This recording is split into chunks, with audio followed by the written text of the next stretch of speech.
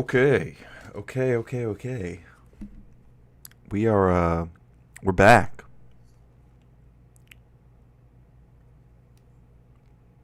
We're back to watch Whick and Tali take on Adam and Sitch. What's up, a couple of Berks? Good to see you, buddy.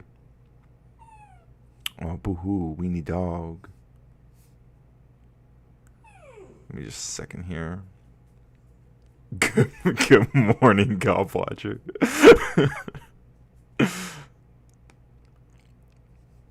Just gonna make a Discord post here. Now say it back. Wow. Cop Watcher getting a little assertive with me. Good morning, Cop Watcher. Everyone, we're gonna watch Tali and Whick defeat Sitch and Adam in the marketplace of ideas. Parentheses, hopefully. And see what happens next. Come hang out. Oh, and also I added a new mini boss. I changed the mini boss to Sitch and Adam, or Adam and Sitch or whatever. I don't know what I wrote, but you can attack them by typing either !hit or !heal to heal them. Borida. I don't know what Borida means. What lonely existence it is when Coder isn't streaming. Well, we're back. We're back. It's okay. You no longer have to suffer. I've returned. I'm very much like Jesus in that way. In many ways. Like I can turn water into wine. See? Water. Wine. Actually, it's just Mio. Well rested might be a strong phrase, but I did sit back and play some Pokemon Legends. So, yes, Weenie, come here, buddy. I am prepared. Common gets his personal bias alert. I hate debates where there's no one to root for. That's fair. Well, I'm leaning. I have a maybe a Whick bias in this one. I feel like it's gonna be like Whick versus Tali, Adam, and Sitch. We'll see how Whick handles it. Did you just pee? He must have just peed.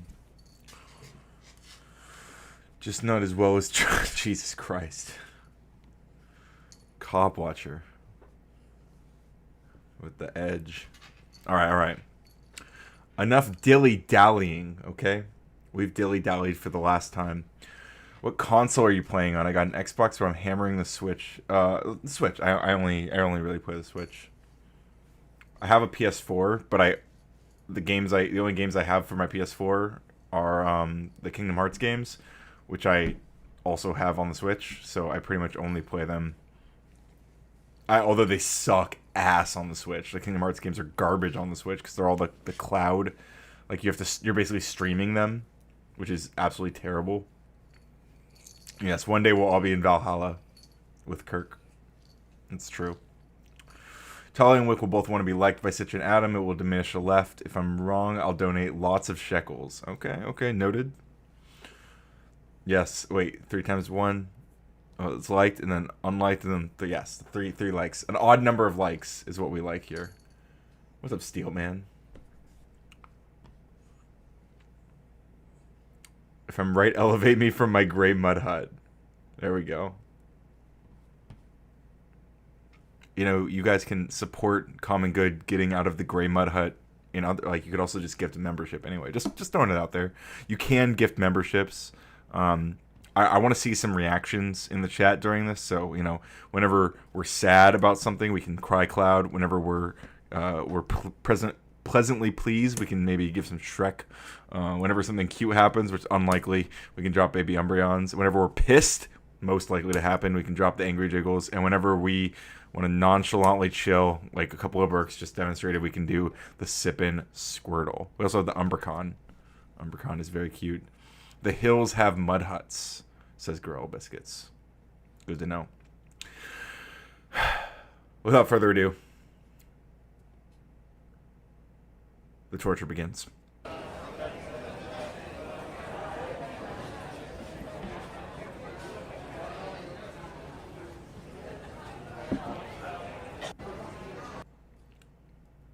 Hey now, it's your boy PSA Sitch here with another Sunday show with everyone's favorite Adam Friended, and today we're joined by Whick and Tali. How you guys doing?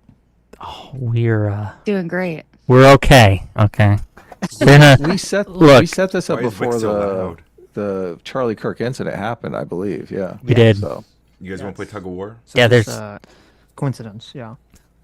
Yeah, but, there's. So, I mean, originally we were going to talk about the Ukrainian woman who was murdered on the train, but now, I mean, we might get to that a little bit, but now, obviously, you know, the Charlie Kirk assassination has dominated the news cycle. I will not be joining this panel. I mean, unless Whick opens it up later and I have something to add, then maybe I will. But I don't know if this is an open panel sort of thing. You know, a lot of people, I didn't have a chance to watch it. A lot of people were pointing out that you had some very contentious streams about this, Whick. I don't, where should we start this conversation? Because we talked about this, obviously, on Thursday. Well, I mean, the stream came together because one of our fans super chatted us and said Whick was talking shit on his stream my God. about you in particular, Sitch. Somehow I came out unscathed. So I think I'd like to know the backstory on what the shit talking was. Talking smack. Okay. First of all, Adam's law is 99% of politics is shit talking the other side, and 1% is actually about substance. So this actually falls into Adam's law. Watch her pulling the tug to the left. We'll see if it's the 99% or the 1%. But I just want to point out that this kind of framing of how this is presented does play into the topic of media bias as well, right? Mm-hmm. Looking at someone and how they respond to things. So I saw a post that Sitch made on Twitter, and I have it up here. It's a pretty long one, but basically you're replying to someone about why you thought that the story of the Ukrainian woman who got murdered on the railway in Charlotte was newsworthy, and your point. You had 2 points, right? That it was newsworthy just by the facts of the case, right? Like a story of a woman fleeing a war zone to be tragically and randomly murdered by a crazy person, right? And then your second point was that, and this is the one I disagreed with, was that it was being purposefully subdued, or at least passed over or ignored because of media bias. I disagreed with that take. I didn't think there was a lot of evidence for that. I thought it could be explained by a lot more ways, and I said that on my stream when I did the stream about it. I don't know if you'd consider that talking shit, but that is why your super chatter super chatted to you, right? And well, did you say well, chat, I disagree with the very intelligent PSA Sitch here on this minor point, or did you say this fucking retard PSA? God, I'm scrolling through. I'm trying to find PSA Sitch's tweet, and always he's like, I'm scrolling through, seeing retweets from Chris Rufo, Actual Justice Warrior. Man, I hate these people. I'm sorry. Anyway. Sitch here doesn't know what he's talking about. Excellent question. You know what? It is a good question. I wish I remembered my exact quote that day. It could have been either depending on my mood. Okay. Could have been a little of both, maybe. It might have been. Unfortunately, my memory has been destroyed by the recent few days. And you asked me how I'm doing, and I'm gonna be real with you. I'm not well with all this. Like the guy who was talking to Charlie Kirk when he got shot. Mm-hmm. I know that guy. I'm friends with that guy. Wow. He's been on my show. Okay. Yeah, I also know Staxiums, by the way. I've also talked to Staxiums, just a fun fact. Staxiums and I had a debate in the end of like 2022, like shortly before, I think, before I went to the Georgia canvassing thing with Destiny. He argued with me about my critical race theory take regarding the math book and stuff. I think it was on Josiah's stream, so Pondering Politics, like way back in the day when he was first starting his channel.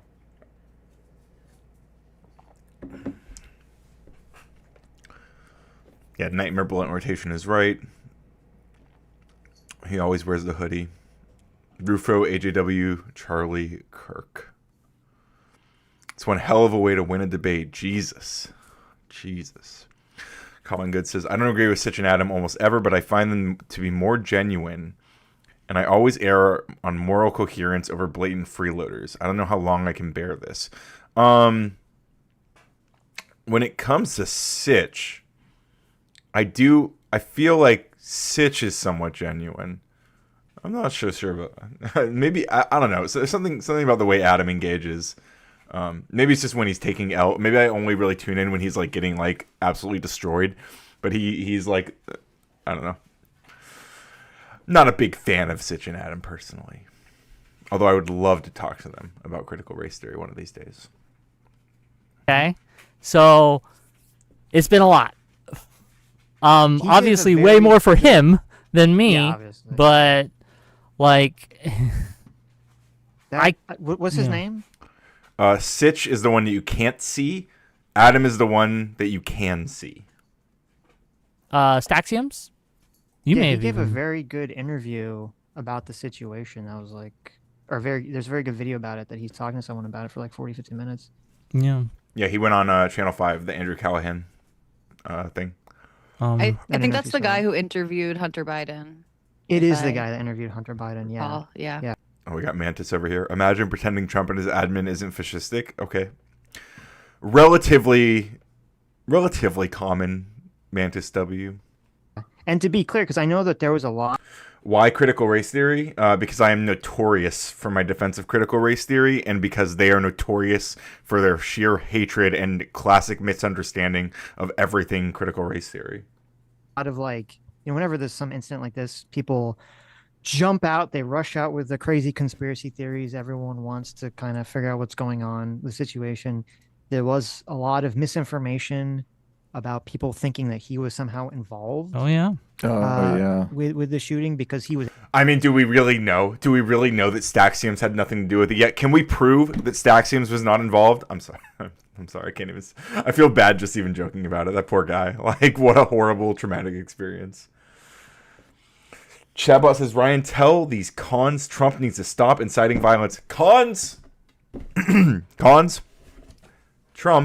Donald Trump, the president of the United States, needs to stop inciting violence. Hello? Cut it out. But Whick and Tali never have base takes. I would say pretty rarely. I mean, Whick more so. Whick more so than Tali. He was asking him a question that was about. They are contentious via slurs and vulnerable population dunking, not any solid positions. Whick, I think Whick is far more principled, in my opinion.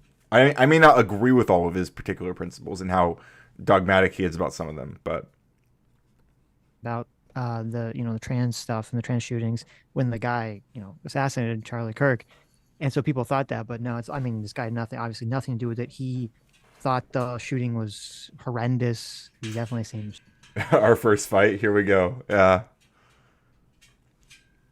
What? I don't know. I think I have a soft spot for Whick, even though he pisses me off a lot. I don't know. That might be it. Traumatized by the whole thing. Yeah. So I would recommend. Yeah, it's Channel 5 with Andrew Callahan, and it's the last person to debate Charlie Kirk. Exclusive I actually interview. don't want to think Got about 3 million that, views Kyle already. Watcher, but It's thank a very you for the good visual. video. You guys should check it out afterwards. Yeah, but the whole idea of I could have been there, right? It could have Yeah. been me on that stage, or it could have been me at any other live event, right, that we go to, like the Ohio canvassing event I went to and other things, right? And the idea that someone out there thought it was okay to answer words with a bullet. It's just a people. lot. It's just very... Over Whick, I reject. Look, common good. I'll pick you over Whick every day, okay? Ryan, who would you say align with as far as political figure or streamer or whatever? Who would you say is most in line with your political thinking? Who is most in line with my political thinking? I don't know. I don't know if I have a specific figure in mind. Is this live? Yeah, we're like 30 minutes behind, but yeah. What's up, Jake and Holly? Hey, cut that shit out. Here, go play with that. Yeah, I don't know. Yeah, common good. Yeah, Radical Coder. That's who. I don't know. I feel like that. I'm sure that if I thought about it for a while, someone would probably come to mind. But like just off the top of my head, it's hard for me to. Now you're putting me on the spot. Okay. By the way, you guys see that little tug of war symbol? Or that little tug of war, not just symbol, but the little tug of war thing. If you type left or right in the chat, you actually don't have to put the exclamation point.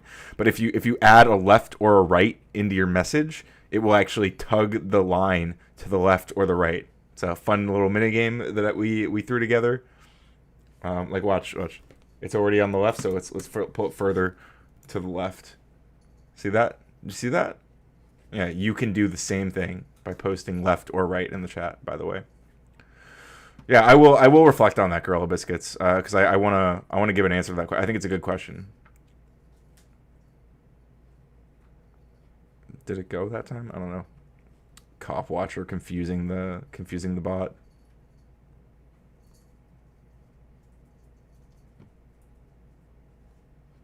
Did I break it already? Wait, is it not working again? Hang on. Okay, no, it's moving. It's just bouncing quickly. Okay. Let's watch. I don't like it. I'm scared for the country right now. I really legitimately fear for the state of our nation, and here we are. Yeah. Well, do you think is it the fact that Charlie Kirk was killed? Do you think that's like the scary thing? Ryan occupies a pretty unique spot, actually. Hang on, let me see. Hey, stop it. Ryan occupies a pretty unique spot, actually. I'd say something between Smugbug and Kid Not Kin, but with the normalness of someone you'd run into in the real world. Thank you, Common Good. I think I like that. I can live with that. Jacob says we're in a losing battle. We'll see. West is left. Everything to you, or the fact that he was killed and so many people seem to be cheering it on, and then so many people seem to be calling for retribution in response? That's more yes scary. Is the answer to that. Okay. Obviously, the death itself, right? The killing, the murder, that's obviously a shock to our system because, while yes, there are killings in America. That's true. Murders happen almost all the time. Unfortunately, even that same day, there was a school shooting, right? That no one talks about in Colorado, I believe, where some 16-year-old shot up a school, killed 2 children. But this hits a little different because of the reaction to it and how it's. Pisco is. I definitely. I really like Pisco a lot. I feel like Pisco is very, very based politically, but I also have like I have like sympathies that are further a lot further left than Pisco. I think maybe I don't know. I feel like Pisco also has the more left leaning sympathies, but he just has like a more legal frame of it all. But I feel like I also agree with like Straight Rate on a lot of stuff. I feel like she has a lot of really base takes in general.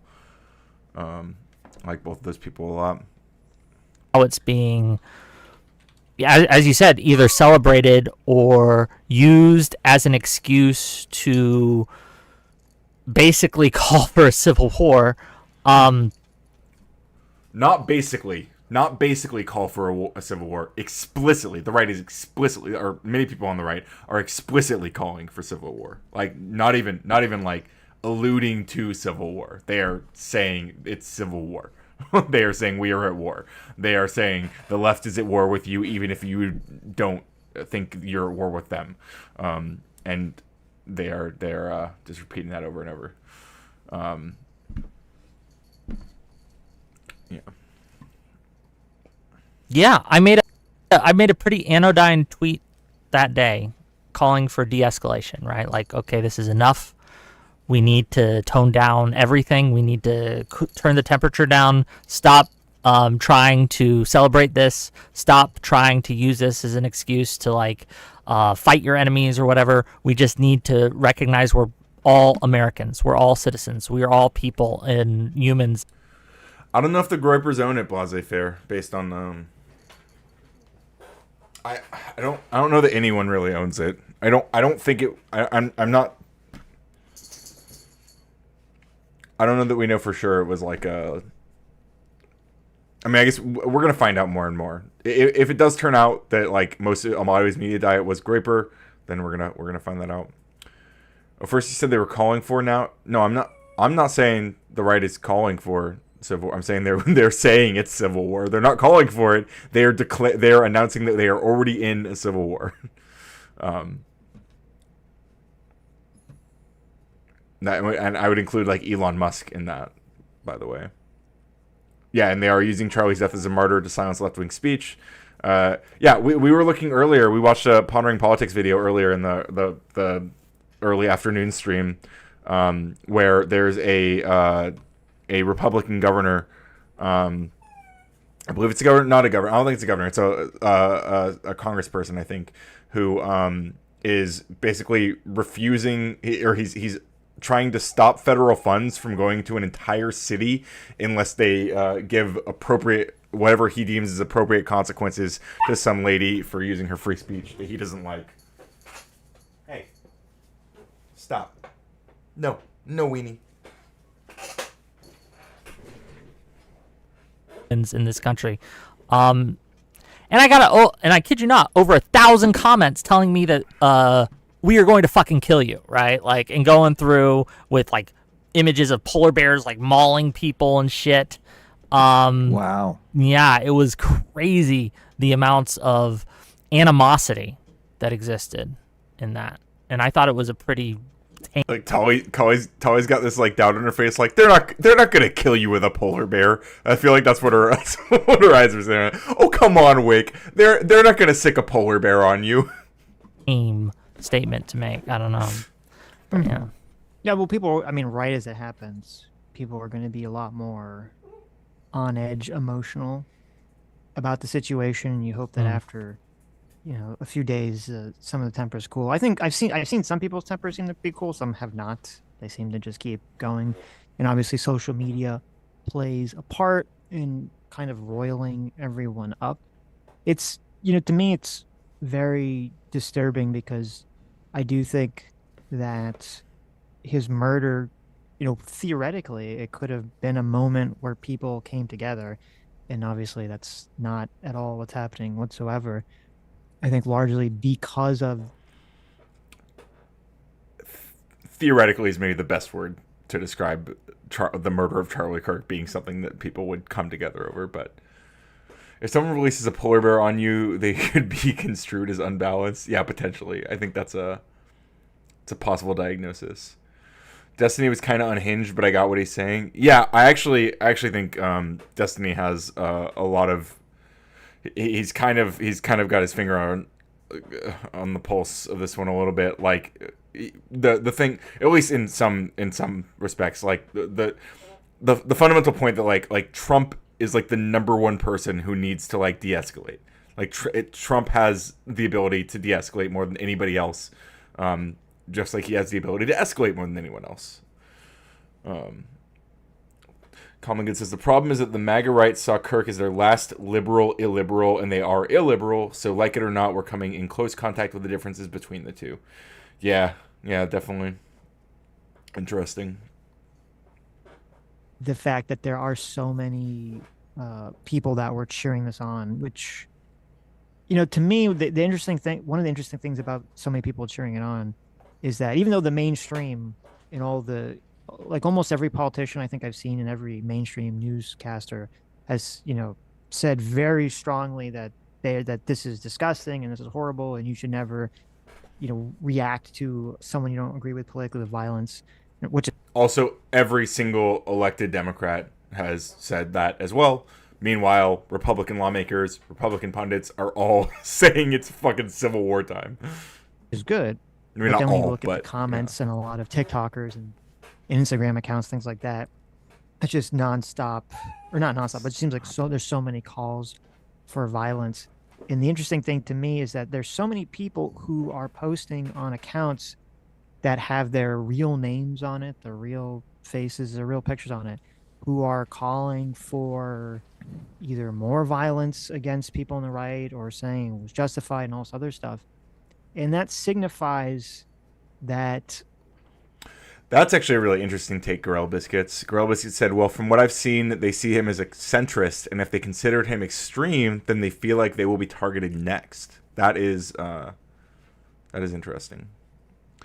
Coming says, I hate Destiny, but on this he's absolutely right. We can't be scared to yell back. The Fox Couch hosted a U.S. press that said screw half the country, and a host that said kill homeless people. Yep, literally said involuntary lethal injection, just casually, just through that. Yeah, fucking insane.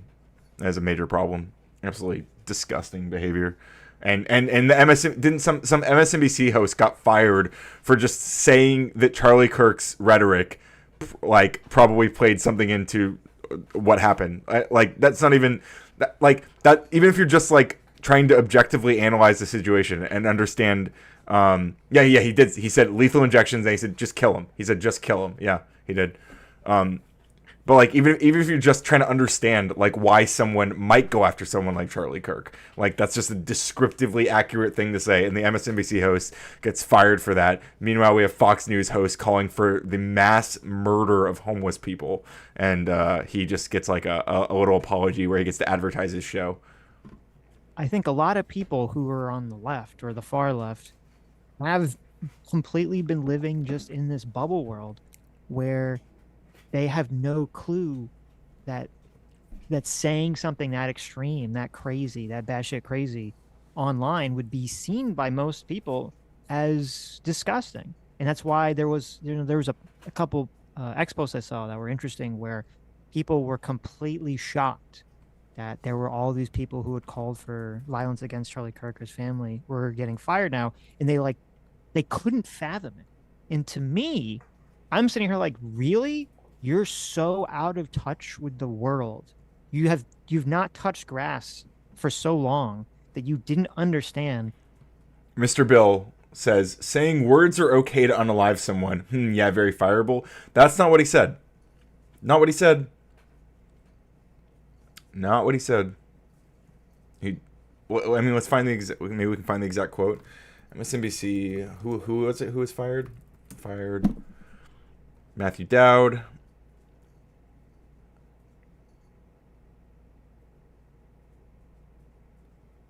He said hateful thoughts. Here, let me pull it over here.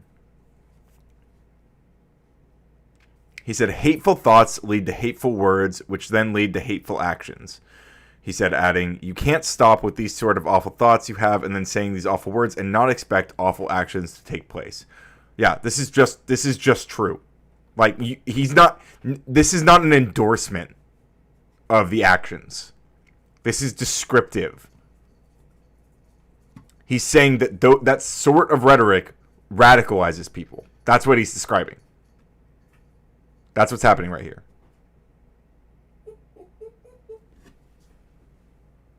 What are you wanting?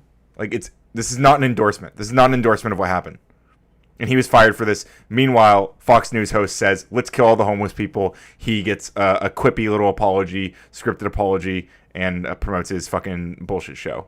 But okay. Okay. And that you celebrating a political assassination or calling for someone to be murdered, you didn't understand that when that gets found out and you put your name behind it, that yes, there's a good chance you'll be fired or suffer some sort of penalty because of that? Yeah, there's a couple things here. I have seen, and it would be foolish of me to deny that there are a lot of people on the left who are celebrating this. There's videos of that. They, like you said, TikToks, Instagrams, and things like that. But I'm not sure it's as many as people want you to believe. I think that most people I've talked to, in my circles, and maybe my circles are just different. Maybe my circles are just built better, okay? But 90% of the people I've talked to in my circles are, this is horrific, this is bad. Some of them have no sympathy, right? They don't particularly care, right? They're like, well, I didn't know Charlie Kirk, okay, I disagreed with him, whatever, but he didn't deserve this, right? And I don't think that's necessarily, I don't demand grieving from strangers, right? Like, Sure. I don't know the kids who were killed that day either. Like, it's sad, but, I don't know them. I can only shed so many tears. But I will say that a lot of people are trying to portray it as everyone on the left. If you like, I've seen Matt Walsh tweet about, Elon Musk has tweeted about this, that this is the narrative. The narrative is the left. I mean, the left to them is the radical left. It's all the radical left, and everyone who isn't MAGA is the radical left, and they're all celebrating. We're all popping champagne, and we're hoping for the next one. That's the narrative. We're all preparing for civil war. We've all been fighting civil war with them for years now, perhaps even, it seems. Was someone fired illegally? I'm not saying someone was fired illegally, Mr. Green. I'm saying someone was fired stupidly and unnecessarily and morally badly. The left wants you dead. And I think that these comments are absolutely uncalled for. I think that it's further dividing us, and I think that there is a bit of a witch hunt going around with these doxing sites and things, because while yes, some are celebrating it. See, so far Whick is cooking. Whick's just winning. Whick's just cooking right now. I don't know what to say. I've seen people post names and not names, but names and jobs, especially of military members, who made posts that were merely critical of Charlie Kirk and saying, look, they're justifying his murder too. But their posts, at least in one case, specifically denounce violence. And they just say basically, well, I just don't care, and I think what he did was, what he said wasn't good, and I don't like it, but he didn't deserve to die. Morally badly, what does that mean in your world? You don't likey? Yes, it means me no likey, Mr. Green. It means me no likey. I don't likey when people are fired for giving just objectively correct analysis of something, and then people are not fired for calling for the murder of homeless people. The mass involuntary elimination of the homeless population. I think this is, if we're gonna fire one, we've got to fire both. That's what at least. Although I really think only one of them really should be fired, and it's not the one that was fired. Yeah, exactly. If you don't believe in God, you have no values. If you don't believe, you're not allowed to say stuff's morally bad unless you have you've outsourced your morality to Glob. You can't say anything's bad. Haha, got you. Take that, atheist, destroyed. And they're trying to use that and paint it as, look, they're calling for violence. They're condoning violence. We should fire them. And I think Hegseth is looking through the military members' posts and threatening to UCMJ anyone who spoke negatively about Charlie. Gen X says, oh yes, people have been fired illegally. One of my law school professors was fired by my HBCU law school over a statement about Kirk. I can't remember exactly what she said, but it wasn't celebrating. Oh yeah. To be clear, like we were, I was just referring to the the firing of the MSNBC host, who potentially maybe does have a case. I don't know if he was fired illegally. I'm not saying he was, but yeah, there absolutely are a lot of people who are probably being fired illegally right now, based on all of this mass doxing and stuff. And there's probably going to be like a class action lawsuit from. I mean, potentially. I think it's going to be. Yeah, I think a lot of these people are probably going to get their jobs back. To be honest, long term, if they organize and fight for it. Yeah, I agree. Common good. I think Whick framing it that way. Like I mean, I've made some comments like putting. Usually when I've like made it about myself, quote unquote, I'm usually like talking to conservatives who are, misinterpreting like what I'm saying and claiming that I'm justifying violence, and I'm trying to make the point to them that like by doing that, like they're arguably putting me at risk. But I totally agree. Like realistically, like Whick level, my level, like we're not. But yeah, I agree. Like Hassan, Dean Parker are way more. Yeah. Whick twisting words and actions as always to suit his narrative. Coming from you, Mr. Bill, that's hilarious. Charlie Kirk that day, and I think that's just uncalled for. Yeah, I think. Oh yeah, you go, Todd. Well, I was just gonna say, like, I mean, Wick, I Tali. largely agree with you. I don't think most people are celebrating his death. And I think there are a lot of people who fall into the more milquetoast category of like, I didn't agree with what he had to say, but violence is never the answer. But there's two things about that. One is that some of the people who make that statement, I mean, that's basically how Hassan Piker talks. That's like kind of what Nick Fuentes is saying, right? Like it's very easy to say like, well, yeah, no one should be killed. And then you go on to say like, but this person is an existential threat to your life and to our democracy and to our society. So that's one. I think a lot of I've watched a couple of Hassan's responses. I don't get the vibe that I don't get the way she's characterizing that right now. I haven't seen that in Hassan's like reactions at all.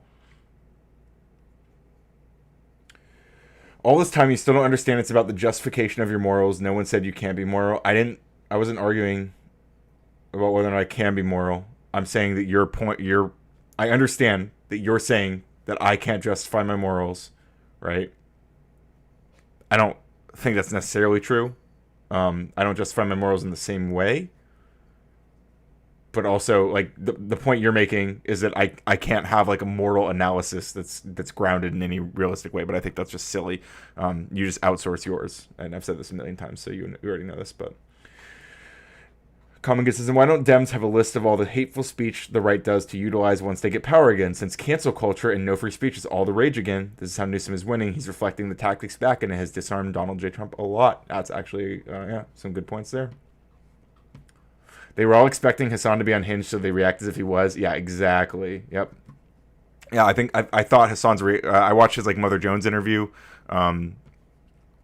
like about it. Like it was extremely measured, extremely. I don't know. I think he handled it really well. To be honest, for all my critiques of Hassan. a lot of people justify even when they condemn explicitly, the murder and the violence. So we saw a lot of this after the Luigi Mangione shooting and after the embassy shooting, where they condemn the violence, but it's the big giant buts. And so, are those people necessarily not the giant butts? Why? Look, we have to be allowed to say, we have to be allowed to describe the facts that we don't perceive Charlie Kirk as having been a good guy. We shouldn't have to pretend that he was a good guy to not be accused of justifying his murder. That's the thing that's been happening to me on every single panel, and I don't think it's because I'm unclear. I don't think it's because I'm doing some wink and nod bullshit. I feel like it's just it's a combination of people being extremely emotional and intentionally bad faith. I think it's a little bit both. Going from a Destiny to a Hassan supporter, I have not been a Destiny supporter for quite some time now, quite a long time, and I have never been an anti-Hassan person or and yeah, I've never been like an anti-Hassan person necessarily. There are things I don't like about Hassan.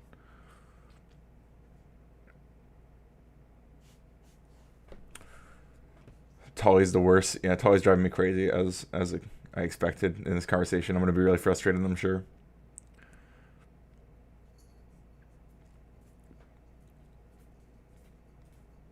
Seems kind of disingenuous to downplay violence after having a terrorist on for some glad handing. I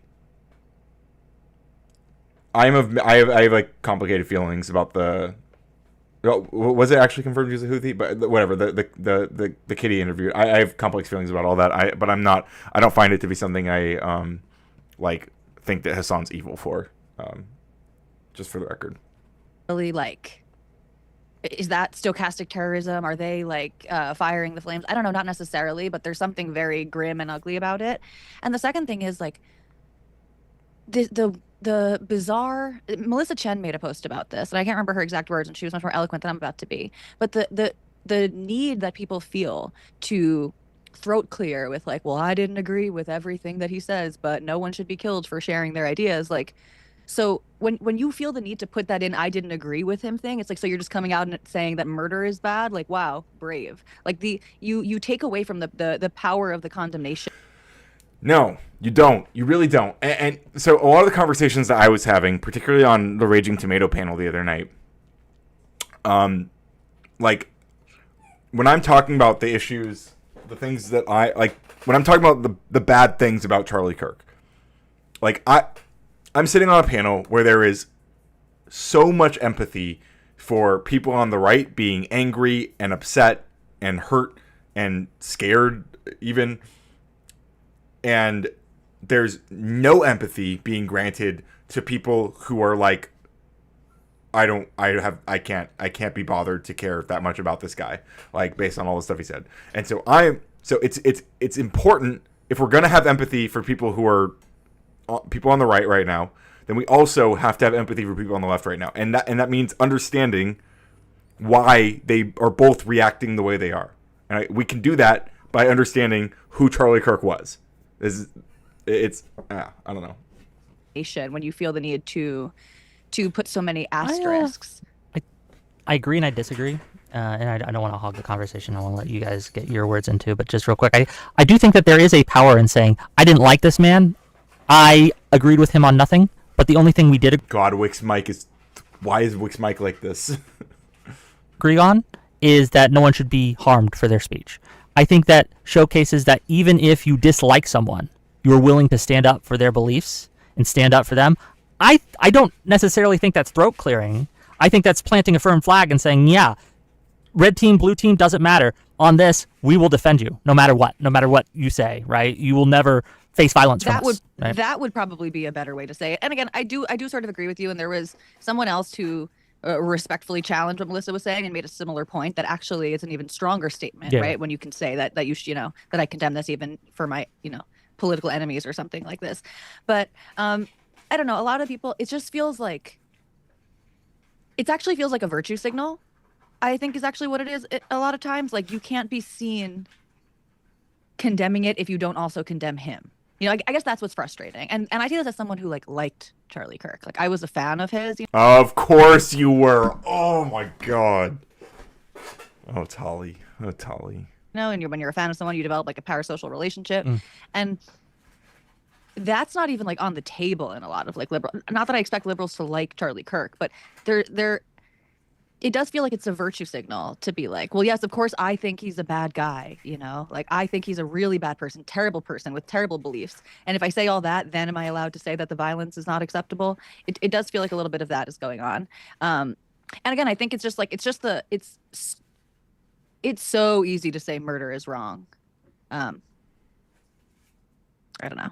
I don't know how many cookies people should receive for that, but right. I don't want people to escalate the rhetoric. So I think when it comes to the whole, like, I didn't agree with him, but he shouldn't be killed. I think there's two very clear connotations. There's the one that you're talking about, Wick, which is I don't know if you ever saw the episode of Futurama, with the guy's like, I don't agree with you, but I'll defend your right to say it to the death. And he's like, waving the American flag. Right? Yes, right. Like, so there's that connotation, which I think that connotation.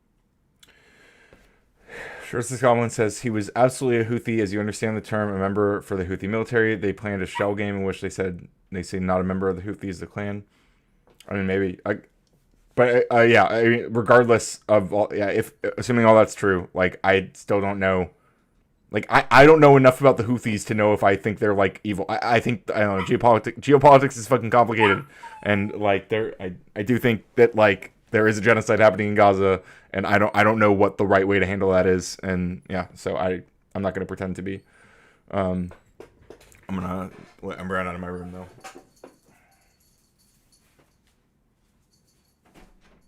Get out of here.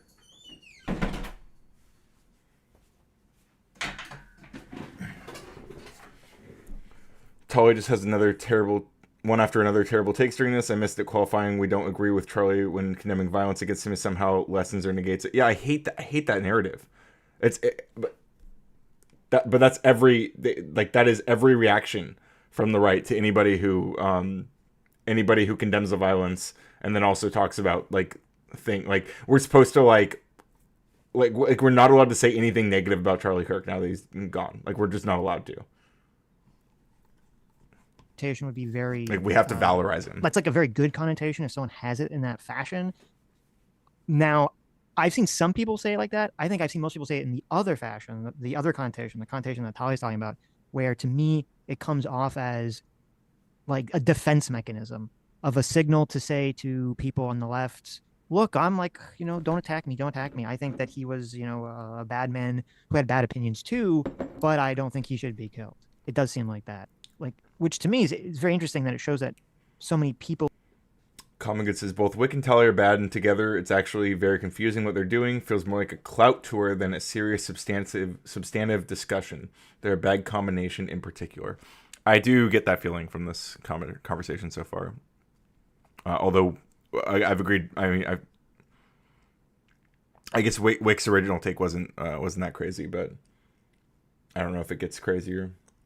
Sitch shouting at clouds is, of course, shouting at clouds as usual. Says Sitch is a warmonger, Zionist, and the Houthi started a grape gang in Japan. Interesting.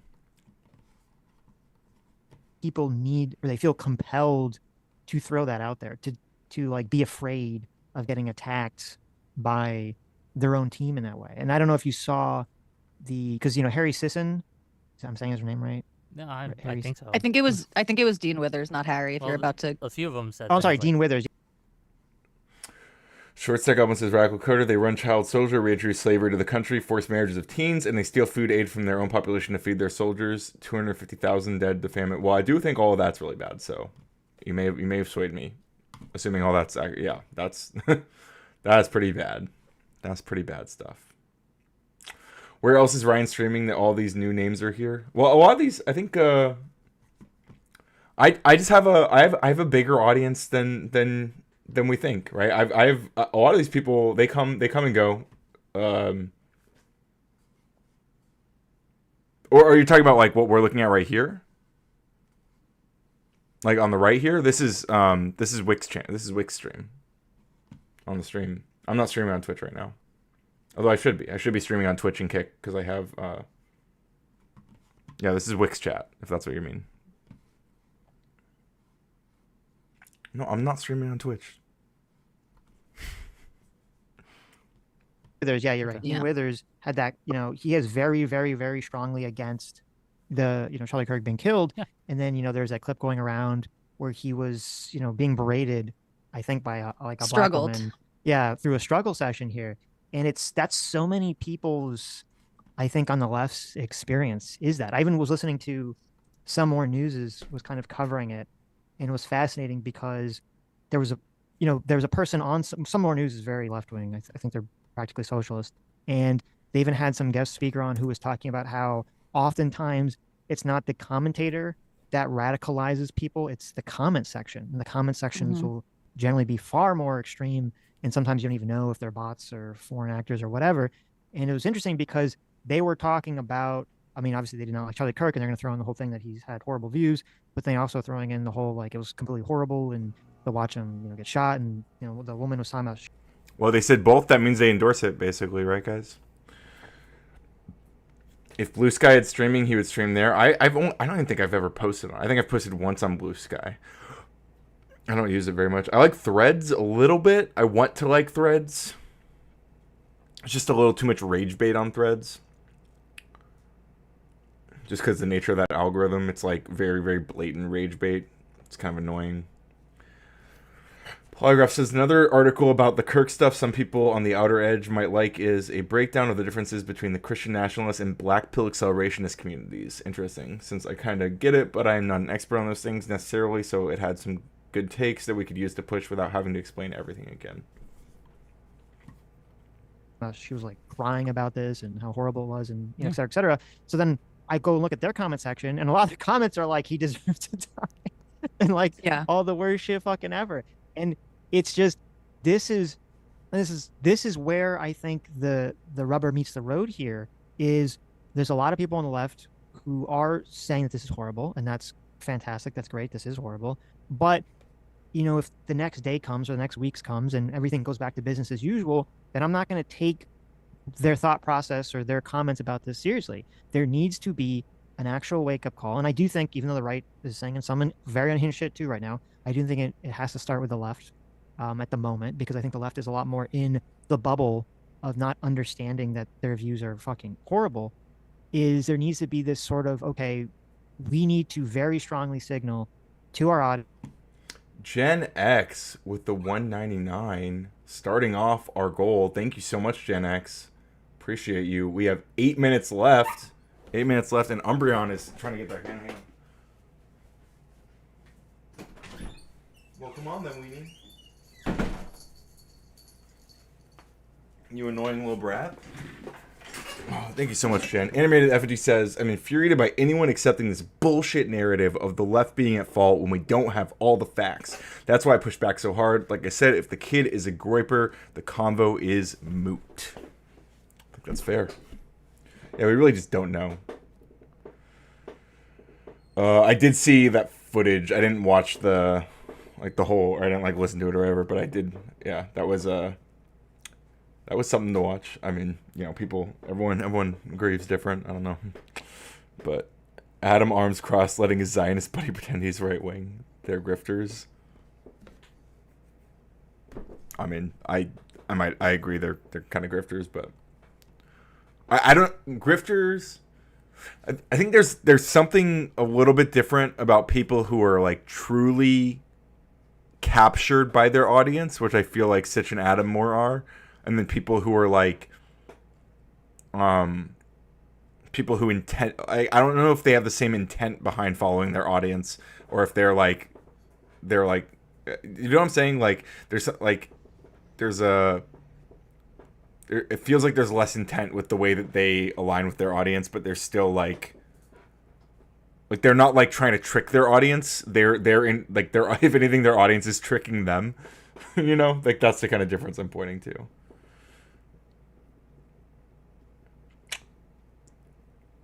I think we have a lot more facts about the Minnesota shooter at this point. Didn't that end up being like a QAnon or something? Or was it QAnon or the Nancy Pelosi's husband guy? That political violence is not acceptable. That this level of hatred and vitriol is not acceptable. We're all Americans at the end of the day, and we believe in democracy and voting and solving our problems through not violence. I think a lot of these people have already been indoctrinated, though. So I'm very black-pilled about this. I don't think a bunch of influencers are going to come in and change the audience that they've created, because the confirmation bias is a bitch. It's just going to kick in. It's going to be like, well, you've been telling us for 100 years that conservatism is synonymous with fascism. What changed? Bad news. The modern conservative movement is fascist. Okay? That doesn't mean the solution is to take up arms and go outside and start shooting people. But fascism nonetheless is there. Fascist is not labeling someone a fascist is not endorsement for violence against them. That's the distinction that needs to be made right now. Changed like this changed overnight? No, they're not going to buy that. They're totally not going to buy that. They're going to move on to other content creators who are going to give them what they want. the belief that they were told the first time they encountered online politics on the internet, which is so super sad. Yeah.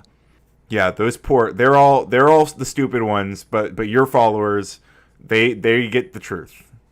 All these dum-dums who think that the conservatives are fascists, they're all the stupid indoctrinated doofuses. Not like Sitch and Adam's audience. I think this is why the retraction never makes any waves, because it's confirmation bias. Confirmation bias kicks in. Somebody hears something for the first time, and it's stuck. It's stuck in their minds. There's a couple things. I do want to respond to what you just said, Adam, and I also want to respond to Sitch's talk here. And it's interesting to me. It's a little ironic. Friday I had Common Good says fascism is the capitalism's emergency solution when the ruling class could no longer govern through liberal democracy. By Antonio Gramsci. Gramsci. I like that. Yeah, that's a good quote there. I like that. Yes, please copy that link. True, David Wayne. Also, 4 minutes left on that goal. Would not mind meeting that goal. Would not mind. Or getting some memberships, maybe. You could get some. We got a lot of gray names in the chat. A lot of new gray names.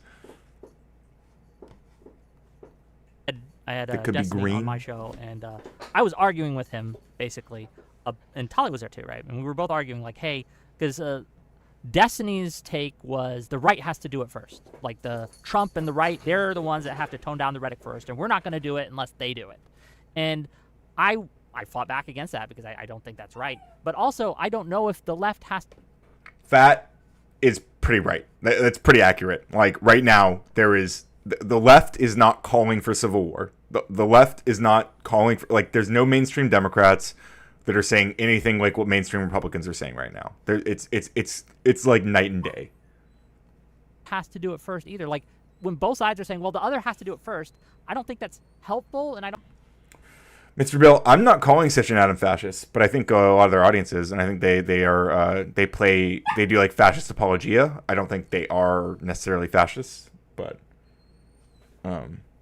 yes, we do need more fascists converted to hit the subscribe button. Umbreon. No, sir. Can't believe him. And I don't think that's going to get us anywhere because neither side's going to do it, right? What we can do, though, and what I advocate for is I can do it within my community, right? And I can do it within the people around me. And I don't have to wait for the other side. I don't have to wait for anyone else to do it, right? And if my audience doesn't like that, which some haven't, right? They can leave. They can go elsewhere. Okay, we got to be willing to take that hit. Because to Adam's point about a lot of people will just go with the confirmation bias, and if the influencer they're listening to doesn't agree with them, they will move on to another influencer. That will happen as well. But maybe I'm just naive, but I don't think that's going to be all of them. And I don't think we have to get rid of this entirely. We can just tone it down even by 30, 50%, and that's good, right? That's a good thing to do. Does that make sense? Whick. Yeah, animated up. He says, my bad if I confuse people who want secret police asking papers, please, to a minority in the country as fascism. My bad. Oops. Sorry. I misunderstood. A huge portion of the left believes that conservatism is synonymous with fascism, okay? No, conservatism is not synonymous with fascism, but modern conservatives have completely lost the plot and have aligned themselves with fascism. What is the equivalent meme on the right that's just as toxic as The that left for are coming society? to kill you. Yeah, they're saying we're at war. They're saying we're at war. They're saying they want you dead. Like, what is Adam? Has he not been on the internet since this happened? Did he miss all of that? Now, how many people on the right do you think believe the left are coming to kill you? I And what think is more today what is like than the was a few days ago, right? what is the Yeah, no manifestation shit. of that meme? Can you give examples of it? I mean, Well, I yeah, could pull up 1,000 examples from CNN of commentators saying Trump praised neo-Nazis, which I think is the ultimate expression of conservatism being synonymous with fascism. Oh my God, he's talking about the fucking Charlottesville crap.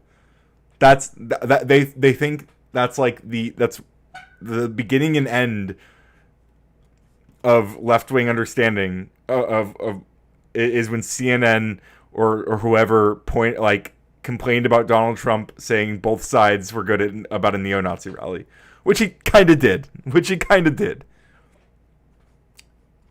What is the equivalent of that on the right? Where's the? Hang on, I gotta pull this up. Let's just take a look. Let's take a quick detour. Let's just look at some initial responses. Okay, let's just look at some day one posts. Stop.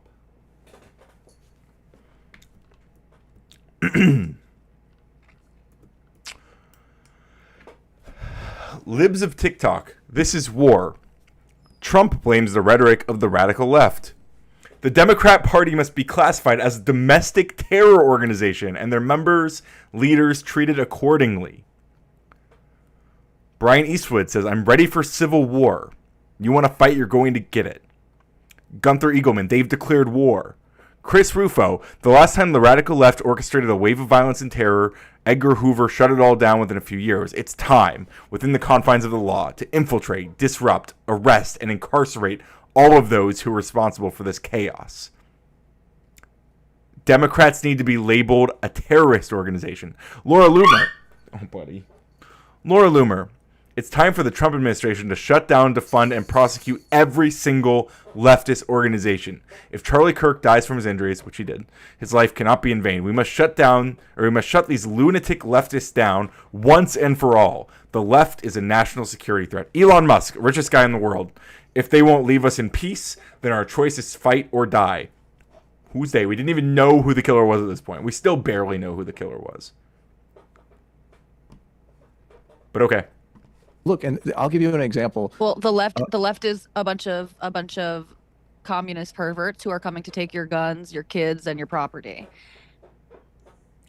Okay. That's pretty standard in different variations on the right. And I do think where I feel frustrated as a centrist, I don't whatever to label myself, is like both sides truly believe that their side has been the calm, nonviolent one, and that the other side poses an existential threat. Yeah, and one of them is more right, to be fair. Like, one of them is more correct about that analysis.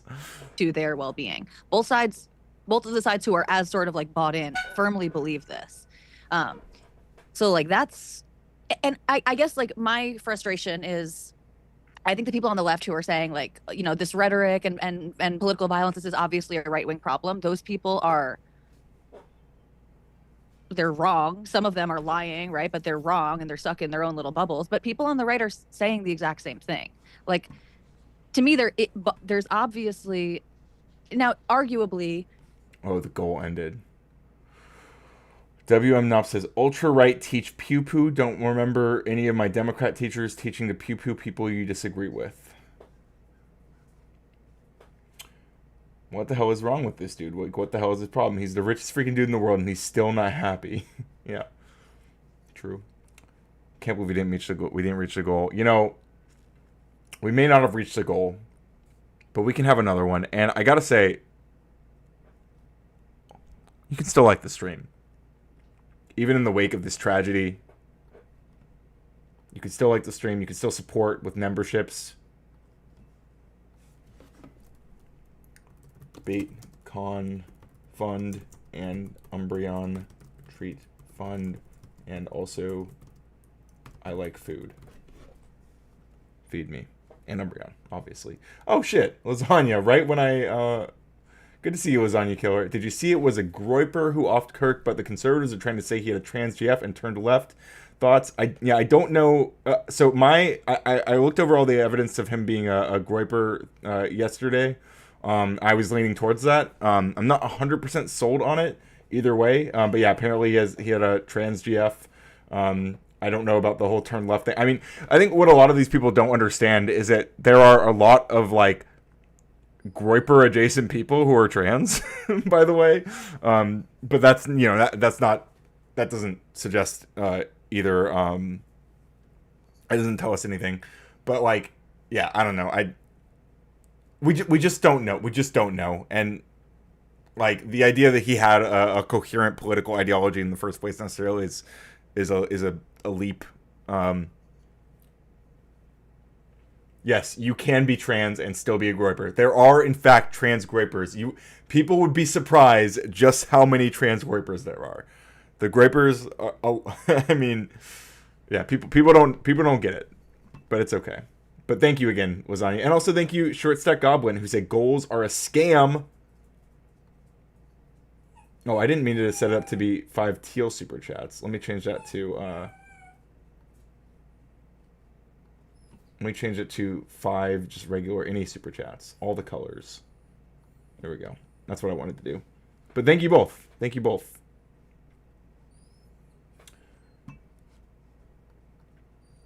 You could argue that the left has been sort of more radicalized, and so like the threat of fascism, the left is more radicalized. Okay.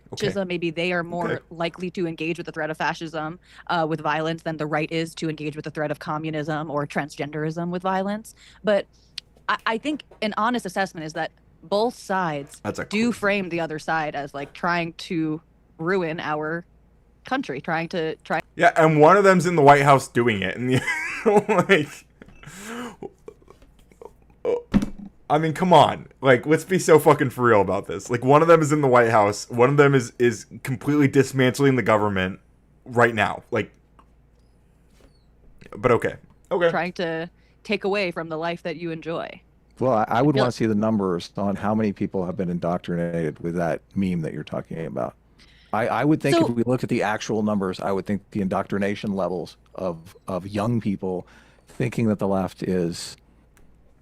What was your meme? The left is all commie scum. Coming to take kick your kids, your guns. I'm confirming her point by acknowledging that right now our federal government is being dismantled by Donald Trump and a whole like fascistic Project 2025 movement. That's the whole goal from the outset was to dismantle the federal government and aggregate power into the executive branch so they can do whatever the fuck they want. Okay, my bad. I'm sorry. I'll pretend that's not happening so that I don't confirm Tali's point next time. And your property, Right. Your property, yeah. Maybe to trans your kids. I see that meme around occasionally. I don't know how big a buy-in it is. I don't know if Fox News is out there actively promoting that the left wants to trans your kids. I mean, maybe they are. Of course they are.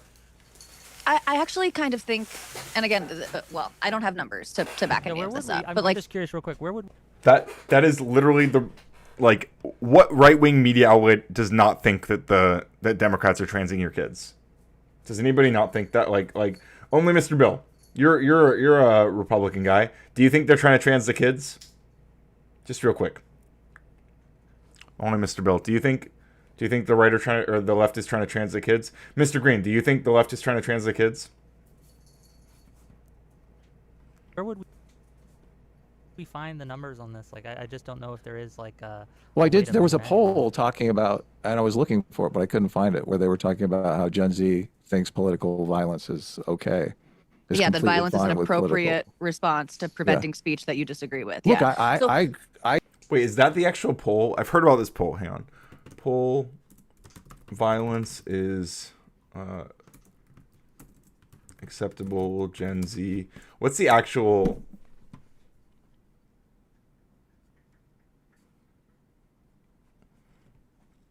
Dems more likely... Wait, this is...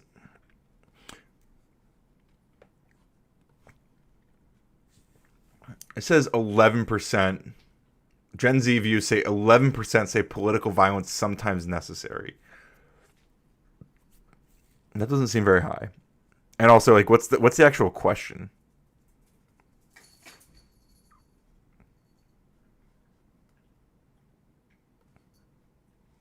For some, the frustration is taking a concerning turn. 11% said political violence is sometimes necessary to achieve progress. Wasn't the United States founded on political violence? So like if it's just sometimes necessary, like what's that sometimes, right? Like what's the bar of the question?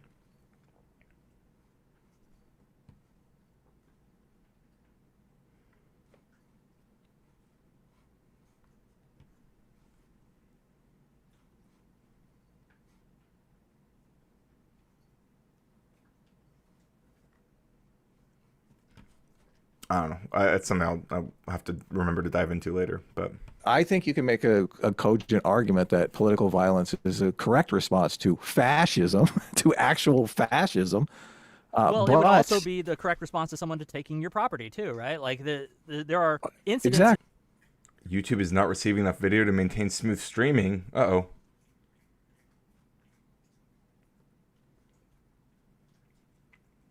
Did you guys get buffering? Are you okay?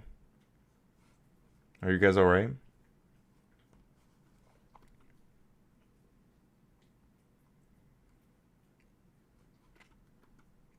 Hang on one second.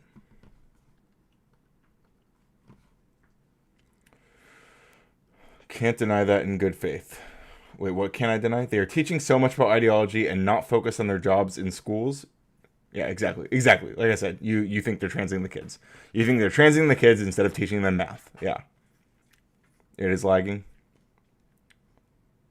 David Wayne says it's good. I feel like if Hitler were alive today, the right would debate on if he was an actual fascist. Probably true. What's the T tells young folks they can doctor shop if they don't get what they want? Available now in my daughter's high school. That. Can you rewrite that sentence into one that makes sense?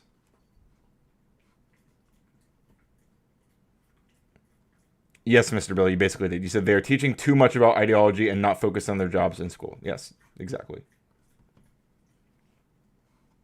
Laggy, lag. Oh no. Let me fix it. I don't know how to fix it, but I'm going to try. Let's see. Turning down video settings. Maybe I can do that.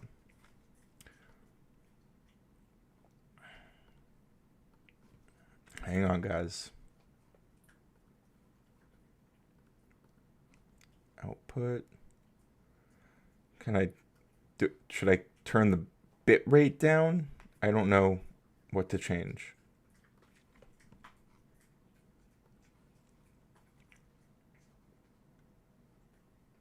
CPU usage. Higher equals less CPU. So if I change to super fast, it'll be better. Potentially.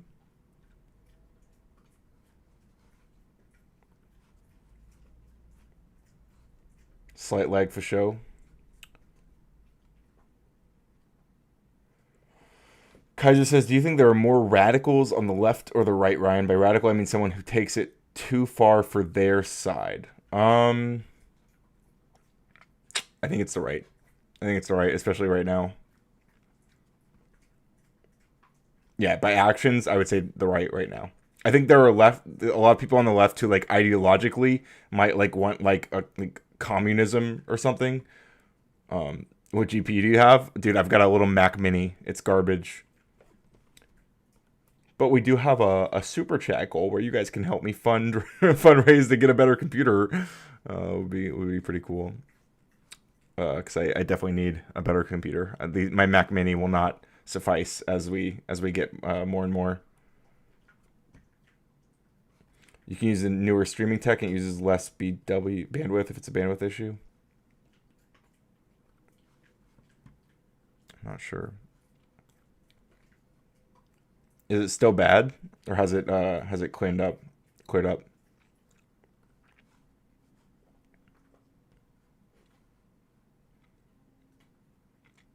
It says dropped frames 0 at this point, so I'm hoping that means it's better.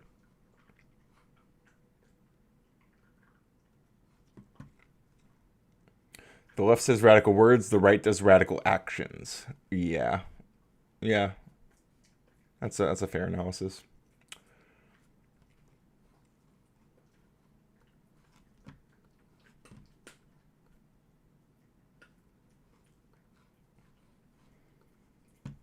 Wait, I can't even.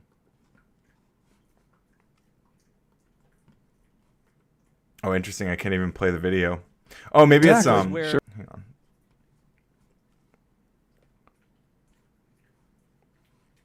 Damn. My computer's struggling right now.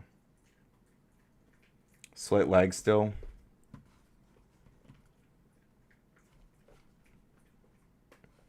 Maybe my internet connection's actually like lagging right now.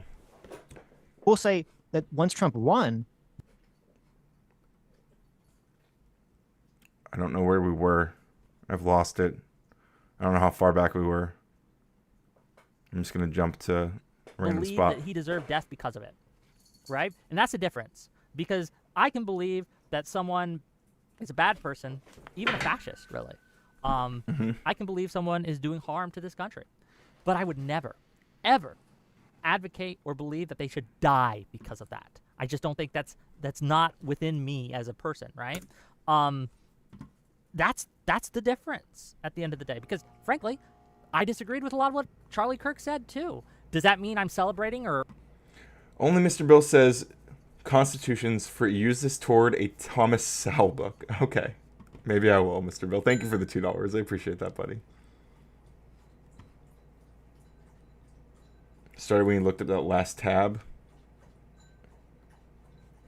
Yeah, I'm closing some tabs right now. Just try to free up some stuff. I've got a bunch of things running. Let me close some other stuff.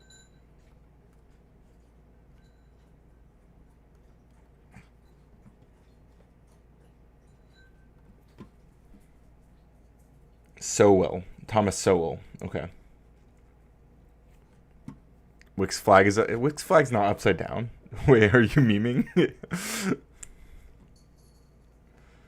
Can you tell me some examples of the right's extreme actions? There was literally Democratic lawmaker or Democratic lawmakers murdered, or one Democratic lawmaker and her husband murdered, and then others attempted to be murdered like 3 months ago. But I mean, that's for starters.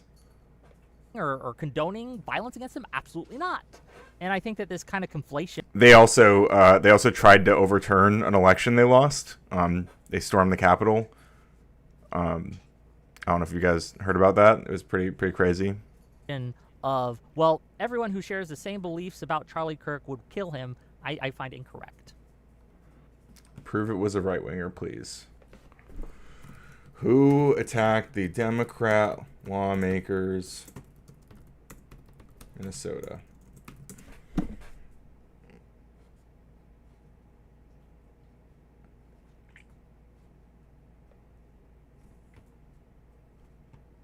Let's see, where's the... let's look at a Wikipedia article.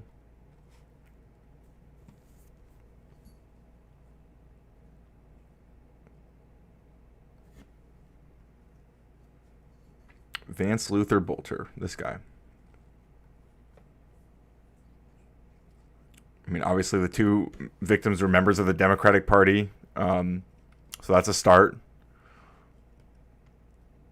Tim Waltz called it an act of political violence. Let's see, including abortion rights advocates, Democrat politicians, and abortion providers.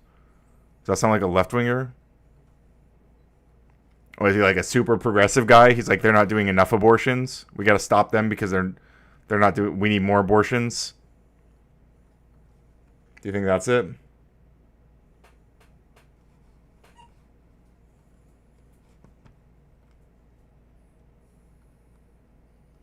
What do you're saying records? What records were sealed? Hang on, let's see. Sealed. Yeah, for some reason they didn't mention that in the Wikipedia article, I guess. I don't know. Hey, stop. Stop. Stop.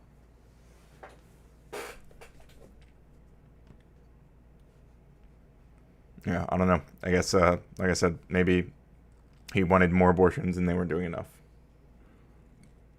I mean, there's just something complete. Do you see your bias when you did not presume it was a left-winger that unalived Kirk? I have not concluded whether or not I think it was a left-winger that attacked Kirk.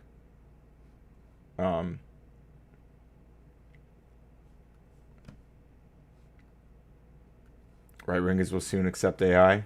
Yeah, well, they'll they whenever Grok does agree with them, they love it. Whenever Grok doesn't agree with them, they ignore it. Completely sinister about killing someone who is completely innocent of the crimes he's been accused of. So I understand what you're saying, that we should foster a culture where anybody can do anything within the bounds of the law and they don't deserve a death sentence. Absolutely. But just not grappling with a culture that completely demonizes a person unfairly, the same way that Jordan Peterson has been demonized, the same way that Ben Shapiro has been demonized. It's just, I mean, you're just sidestepping the number one. They've been demonized because people report on what they're saying. They report on their words. They tell people what they're saying, and they talk about what they're saying. They've been demonized for it.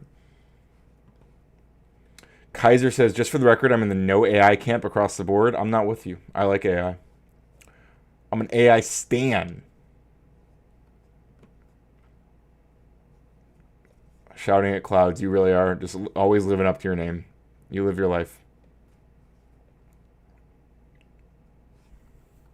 One issue. The number one issue is that people can systematically demonize people, turn them into something that they are not, to the point where someone is going to pick up a gun and murder them. I mean, I just like that. Well, I don't think anyone's going to murder Jordan Peterson. Okay, I hope not. Don't murder Jordan Peterson. Okay. That's not a wink and a, I realize that the way I said that sarcastically, it seems like a wink and a nod thing. I'm joking because it seems like such an absurd thing that I genuinely don't want anyone to do. But, like, are we not allowed to criticize them for, like, lying? Making their entire careers based on lying and demonizing trans people? Are we not allowed to talk about that? We're in a, what much, if we're talking about, look, I'm going to defend your right to free speech, I think I'm willing to have that conversation about what people are saying. At this point, I'm like, oh, we're in a completely different world here. It is completely blackpilling, because I don't, these people have been, look, it is easier to fool a man than to convince him he has been fooled. And we are swimming in fools. We have fools up to our eyelids here. True short stack. I don't disagree. I don't think that you were looking at it in a way that is balanced. And I understand why, because I don't. I'll just grant you, I have my biases, okay? Mm-hmm. And I know that there are certain issues that I can look at that I'm going to be tilted on, right? I'm going to be stilted on. I'm going to be one way on, and I recognize that I have to work to kind of overcome that to really help me see the other side's Whick, look at how I'm framing this, okay? There's a number of right-wing radicals out there in the world, okay? An actual number that we could write on a piece of paper. There's an actual number of these NPC, violence-loving left-wingers out there, okay? A number that we could write on the paper. What is there to be balanced about? Do you honestly believe that that number is like a 50-50 situation, that they're equal numbers? I think that yes, I think that it is, I don't know if it's like exactly 50-50. It might be 60-40 or 55-45, but there is a growing cohort on both sides that are thinking that extreme action is the answer to this. And I see this because I interact a lot with right-wingers who come into my show. And again, the posts I've made since this, right, okay, mostly, and I'm sure you can like, right? That's obviously not. Mr. Bill says, you can challenge their opinions just like I challenge yours. Assuming they are lying without having proof and base your actions on that lie is not a good thing. Jordan Peterson made his entire career lying about Bill C-16. He lied. He lied. There's no way, there's no world where Jordan Peterson did not even read the bill that he spent so much time making, like, building his career off of. If he even glanced at it, then he would know that he was lying about it. We know that's right. That's right. When you're chronically online like me and Polygraph. Friends described Vance Bolter as a devout evangelical Christian who opposed abortion and held anti-LGBTQ plus views, which he expressed in sermons delivered in the Democratic Republic of Congo. That sounds like a progressive radical to me. I don't know, Infallible. Burger named Radical Coder should be hidden with views and figure out where to cast breadcrumbs. Yeah, for real. For real. It's a great name. Great name, great channel, great content. Great wiener. Consider the lobsters.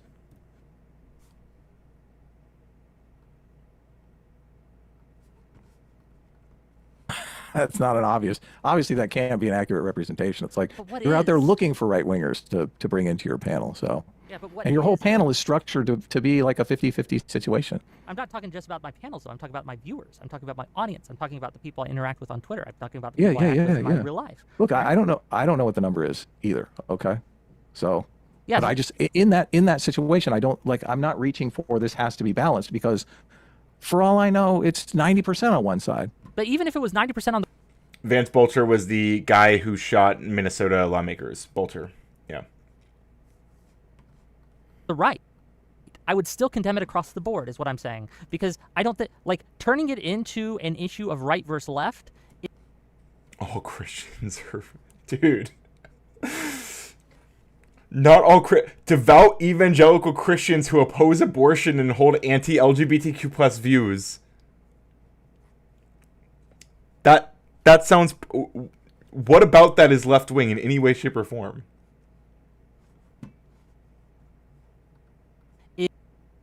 Is going to put the people who are on the other side of the issue, who identify as right or identify as left, it's going to raise their hackles. They're going to become defensive about it, and it's going to be much harder to fix the problem. But if you make the problem into a neutral one, where you aren't attacking the right or the left, but attacking the problem itself, a lot of people on both sides are much more willing to actually do something and change their behavior and to change the scale. I'm attacking neither right nor left. I think this is a problem with the media. I think the media is the one that is out there gaslighting people. So I think it's more. The media is gaslighting people. Like the Fox News host calling for the genocide of homeless people. Maybe. More prominent on the left, but it's the same exact problem. But that's the thing. Like, if I say I think it's more problem on the right, people on the right are going to take that as an attack, whether I mean it to be or not. They just are, right? Because they're. It's like Julia Galef. Are you familiar with her?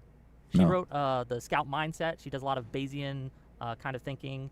But in the book she writes, she mentions how she... True short stack. Yeah, actually, Charlie Kirk was a progressive. This was an attack on the left. It's bullshit. We gotta... That's a good point, actually. Tries not to swallow different identities. So she tries not to call herself a feminist, even though she shares a lot of beliefs with feminists. She tries not to call herself a Democrat, even though she shares a lot of beliefs with that. And the reason she does so is because as soon as you swallow those identities, if a feminists do something wrong, you become more likely to defend that wrong thing just because you identify with the group. Does this make sense? Yeah, look, yeah, but identity creation is an important part of most people's lives. I don't. If you're arguing that nobody should adopt any identity, it's kind of a laughable solution. I think so we should make it much less important in our lives, and I think that we recognize. Hold on, we should. Do you disagree with this? I completely disagree. Okay. I think. Wait, why do you disagree, Adam? Identity creation that's part of being human. Everybody needs to know who they are. I don't like the a lot of centricity people do this. I don't like the I don't consider myself the people who are like I don't consider myself a feminist, and then they do advocate for all this thing, they advocate for feminism. I don't like that. I mean, I guess they're appealing to they might be trying to appeal to a certain audience maybe when some people do that. I just find it kind of cringe, I guess. Just own it. It's okay. It's not a bad thing. It's not bad to be a feminist or a progressive or it's okay. It's okay. You know what? Hey, it's okay to be progressive. I'm saying it. It's okay to be a progressive. I think we got to make being progressive cool again, okay? It's okay. Everyone Yes, needs totally, to build an but identity, The argument that lots of psychologists and philosophers and this Bayesian person that Whick is talking about make is that we should be careful about which type of identities we hold so close, right? So it's healthier to have your identity be, a father, a brother, a son, right? All of these things, as opposed to. I'm a wife. I'm a mother. I'm standing on business. To a Democrat, a feminist, a Republican, just things that like put you on teams that aren't necessarily core to who you are. Sure. I mean, it's good advice. I don't see it as useful advice in the current situation. So, Well, and look, it's not I don't necessarily. Just real Yeah, quick, well, me neither. just- But I think it's just like Go we're away. fucked. Yeah, We're basically well, fucked. Yeah, So. the use case of it in this situation is understanding that most people swallow these identities.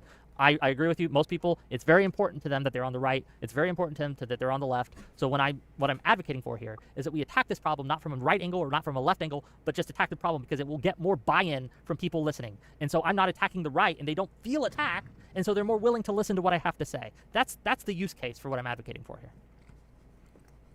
I don't think. I don't know. I don't know how that works for. I don't know if Whick thinks that works for him. I don't know. I feel like I see like. I feel like right wingers don't like love Whick. Am I crazy? I don't know. Tomfoolery owns Adam. Good to see you, Cynic. I agree. Tom destroyed Adam. That was hilarious. Yeah, Tom. We got some fools in this chat. Just a couple at least. Common Good says, Tali saying that flattens what feminism is to the misrepresentation the right has of feminism. She's clueless, but sounds smart, so people give her a lot of leash to keep spreading bad ideas. Yeah, a little bit, yeah. Yeah, there's something to that. The left needs to get so much more loud because we're still getting told what our views are by outsiders. Yes. Yeah, both what you and Common Good just said, absolutely. Like that's the thing. That's why people are like resistant to the labels. They're like, oh, but I don't want to be one of those screeching blue-haired crazed feminists. I don't want to be one of those Gamergate feminists, which is still kind of like where the aesthetic of feminism has been established from. It's very cringe. Very cringe. Just stand on business. It's cool. Tom is fair. I agree. I'll say it. Tom is fair. Right. Well, a lot of the reason people get in these identity groups is so that they have someone to attack. So Unfortunately, you are correct that's with that. part of the huge Yeah. part of the huge problem. So, but look, Sitch, did we lose you, or are you just sitting No, back I'm just listening? Or letting you guys go back and forth. I think like where I'm inclined to agree with you, Adam, is it does seem like it's interesting that you blame the media because the media obviously has a lot to do with it, and the narratives that we say about people and about sides have a lot to do with like how people react. But I do think there's like there's differences culturally between the left and the right. And by that I mean the people. And this is like one of the reasons that I ended up voting for Trump, that people on the left really don't like, and they yell at me for being a vibes voter and whatever. But it's like, to me, the people on the left, the people seem kind of crazier to me than the people on the right. Or rather, I felt like I was able to meet more normal people who were like, who believed the same true things that I believed, whatever, on the right or on the center right. And so I do think that the left. Such an interesting thing to say. I think the normal for Tali must be like something different than what I think the normal is. Like, we must have a very different idea of what normal is and what normal looks like. Left, there are more people within the culture of the left, right, who believe that violence is an appropriate tool, to use against even like speech that you don't like we were talking about that most recent poll of the young people. I didn't see that when I tried to look up the poll. I didn't find what she's saying at all. But I wonder if Tali, if you're watching this one day, which is actually pretty likely because Tali is a radical coder viewer, then I would love to see that poll. I might just message her and ask. People 18 to 29 or whatever. And Konstantin Kisin said something to this effect. But it's interesting. I'll agree with you. The left seems more people on inclined the to right go to agree violence. with violence. Is that what you just said? That's what it sounded more like people you on said. the left. More people on the left agree that sounded violence. like you said right, but okay. Just to be okay. I'm curious if that's. Yeah, again, I got to see this poll. Do more people on the left like? I mean, like, right wing violence is just like at least all the data, and maybe that data is all lying. Maybe that data's all the data, from my understanding, is pretty clear that right-wing violence is way more prevalent. Oh, okay. clear, Well, if yeah. I might have said More right, but I people on the definitely meant left are willing to go Yeah. to violence. Okay. and that's because they see speech as violence, right? So it does Right. kind of go back to that. Where does this keep coming from? I keep hearing this. Why is this the talking point right now? Do they see speech as violence? Where is this coming from? Does anybody know like why this is this has become a truism on the right now? That like speech is violence. Speech is violence. That conflation, right? They think that violence is an appropriate reaction to violent speech, right? Because they Right. kind of water down what violence actually means. So yeah, I do see this sort of like, and there could be like lots of reasons for this. Even I wonder if like people who have like served in the military or served as like first responders and stuff are. Communists believe capitalism is violence. I mean, sure, like if we're just talking about like people talking about structural violence, then that's one thing.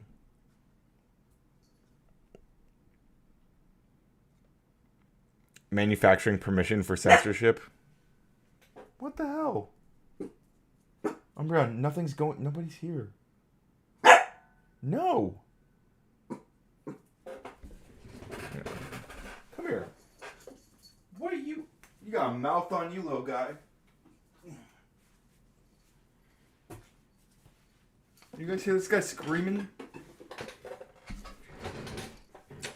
There's a lot of gray names in my chat right now, and I just want to stop and take a moment. You guys see this baby Umbreon, this boy?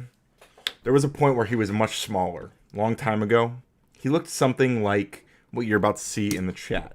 He looked like this little baby Umbreon, okay? He looked like this guy. And if you get a Radical Coder channel membership, not only does your name turn green, but you can use the baby Umbreon emote. Whenever you see this guy on screen, you can go, baby Umbreon. You can spam that shit. Just saying. Just something to think about. Stuff are more likely to be right wing, and so like they have a better grip on what like civil war or this type of violence might look like. I'm totally projecting and speculating here, but it does seem like more people on the left are less I disturbed think by it's, like honestly, I think political it's 'cause violence. They're younger. A lot of the left wing is younger, and the older you get, the more you realize how that's a problem. Generally, right? I'm talking generally, but anyway. Sorry. Yeah. If there was a conclusive study that showed there was a much bigger problem on the left, that there were more of these people on the left that just thought all conservatives were fascist Nazis, that violence should be used on, and it was like, say it's doubled in the amount of people on the Yes, short stack goblin gets it. Short stack goblin has the baby Umbreon. That's right. right that think we should use violence to deal with the left, who is a bunch of baby killers and child molesters and whatever. Do you think the mainstream media would report that, or do you think that they would bury that study? Wait. We should use violence to deal with the, and it was like, say it's doubled in the amount of people Nazis that violence should be used on, and it was like, say it's doubled in the amount of people on the right that think we should use violence to deal with the left, who is a bunch of baby killers and child molesters and whatever. Do you think the mainstream media would report that, or do you think that they would bury that study? There's just like this truism, many truisms on the right, and like one of them is like the mainstream media is hiding all of the stuff that makes the left look bad in any way, shape, or form. Like where are examples of this? Are there any like actual examples of this?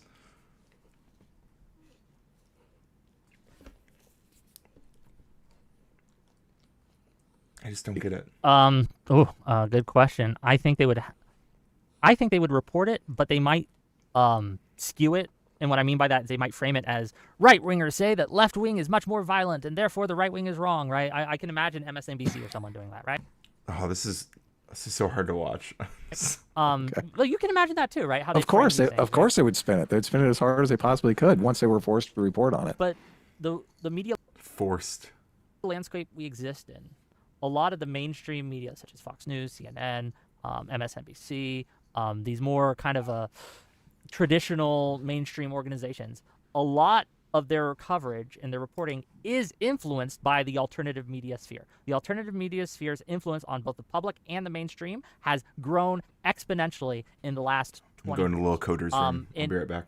as we've seen with a lot In a of terrible way, though. I think it's that the mainstream is looking for examples of the other side misbehaving and then highlighting those examples and trying to make it sound like it's in the entire left or the entire right. I think all media does that. I think Yes. all tribal media does that, whether it But be that's not good. alternative It's or probably a mainstream. bot from Russia that they're yeah. signal boosting. That is also a problem that we need to talk about, is the foreign influence on our media sphere from Qatar, from Israel, from Russia, from all these other countries that have agendas. And they want to influence the American public's mind so that they can influence the electorate to vote in who will be more supportive of their country's goals and vote out who will be less supportive of those countries' goals. And we have to keep that in mind. But we also have to recognize that a lot of our problems come from in-house and from just the incentives of how clicks, views, etc. Like I'll confess something to you. I almost put and we were talking about this backstage, a very incendiary title for my YouTube channel. I was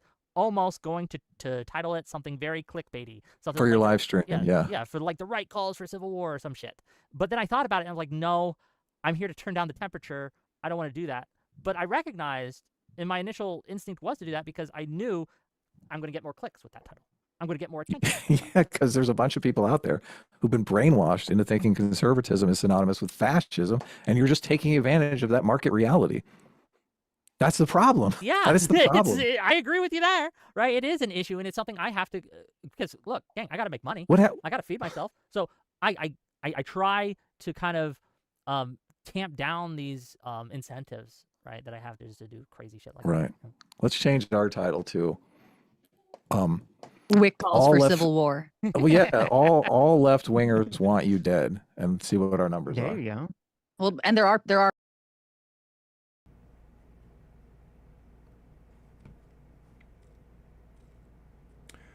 DPMO Morning Show. Good to see you. Good to see you. What's the name of this template you're using, and is this on Streamlabs? Not yet, but maybe it could be. I actually vibe coded it.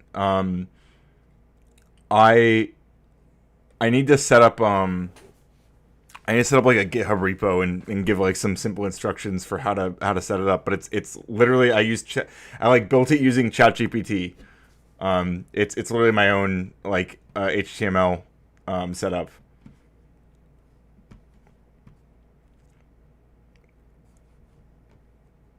Like I've got a Python script that's like reading my chats in real time and posting them into this HTML file. I don't know. It's a whole thing. But I would like to figure out a way to set it up or to share it. I just don't I haven't designed anything for Streamlabs or anything, so I don't know how to do all that. Not yet. But I imagine that if I could market this template, I could probably sell it. But I would hook up all my friends with it. I got you guys. I know my camera wasn't showing. Wait, still not? Well, it probably is now. That's because I was in the bathroom. But thanks, Latavian. Whick is too cucked in this combo massively. How's it going, Latavian asks? I don't know. I'm all for this. Is stressing me out to watch. I don't know. Maybe it's the caffeine. I feel like I'm anxious. Whatever I think of Sitch, Adam, listen to how they ask more questions and they profess answers, and their tone is chill. These are the style issues. They leave more dialogue room than just echo chambering surface talk that both Whick and Tali do.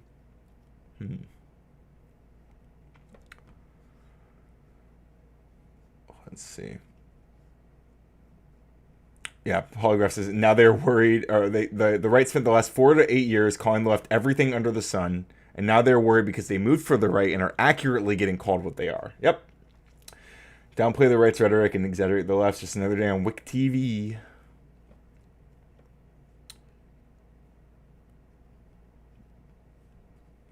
Must have joined the exact stream, or joined stream at the exact moment after you said you were going to the bathroom. Yeah, you got to pay attention, okay, Latavian?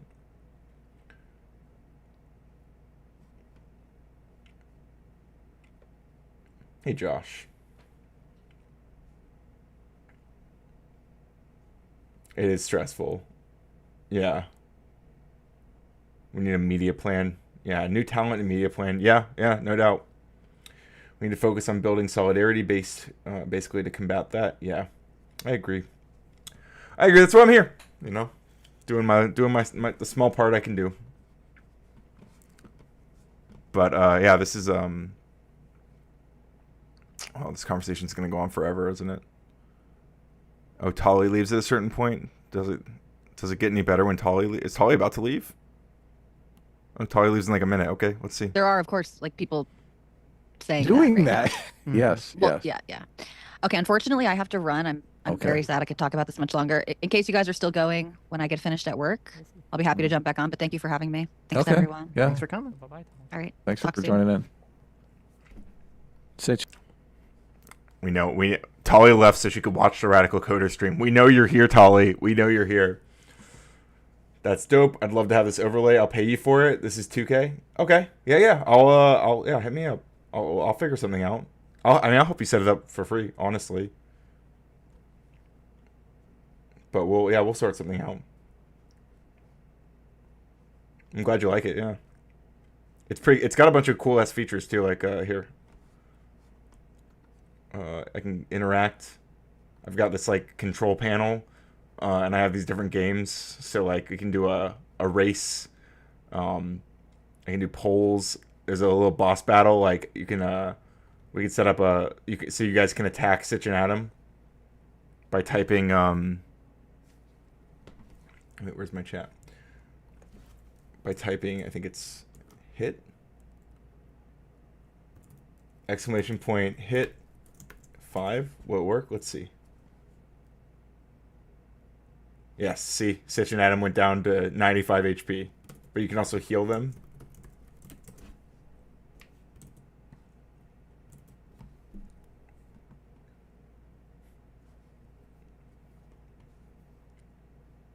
The tolerant left. So much for the tolerant left.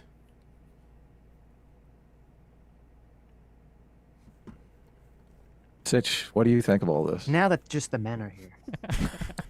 No, I think Tali made a good point a while back that both sides in any of these sort of issues or conflicts, they're both going to inherently view themselves as the party that is in self-defense. And because that's the case, and I agree with you, Adam, that there is some objective fact claim out there about, who is worse or who is more radicalized at the moment. Right. Now, to answer that question, I'm more inclined to think that the left is I think there's a lot of radicalized elements to the right, and I do think that broadly the right is radicalized in a different way, not in the way of doing violence against the moderate left, at least maybe now, but not before this. I think I've seen 2 polls recently that show that when these questions of political violence prop up, that the left is a lot more on the side.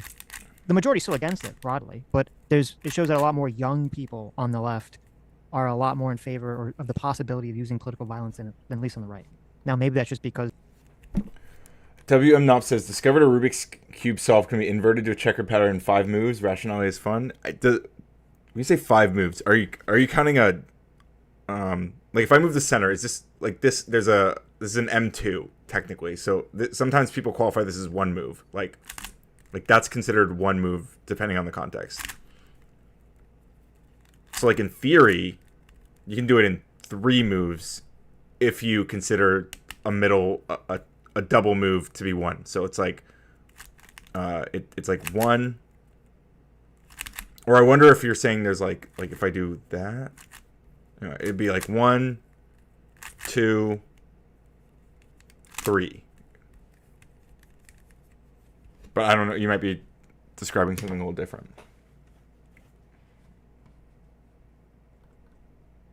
Because obviously, there's this Charlie Kirk was killed, so that's like in people's minds. And maybe if it was someone else, I don't know. But it just seems like the young left is far more widespread in its radicalization, from my view, is far more spread in its radicalization than the Groypers, who are horrible, but I don't think they're as widespread. They don't have the numbers. Yeah, I just don't think that they have the numbers. Yeah, the Groypers aren't the Groypers aren't the only problem. The radical right doesn't begin and end at Groypers. They're in the White House, dog. They tried to overthrow the election. Like, they killed... They inspired people to kill lawmakers a couple months ago. numbers. But since both sides do view themselves as being, they're calling for civil war right now. They're Elon Musk and they're running Twitter, and they're saying that they are going to kill you. in the self-defense posture, I think that's why I do agree with what you were saying, Whick, which is that every individual person just needs to be 2K with the $5 super chat. 2K from my main page. Thank you so much, 2K. Appreciate that. Good to have you here. Thank you. That's awesome. Shouts out to 2K. Common Good says it's more lucrative to be a right-winger explaining a lot of the prevaricating, I don't know that word, prevaricating of the Wicks, Tallies, Toms, Hutches, but just call it what it is, easier to respect. The sneaky posturing is left, but actually right is insincere.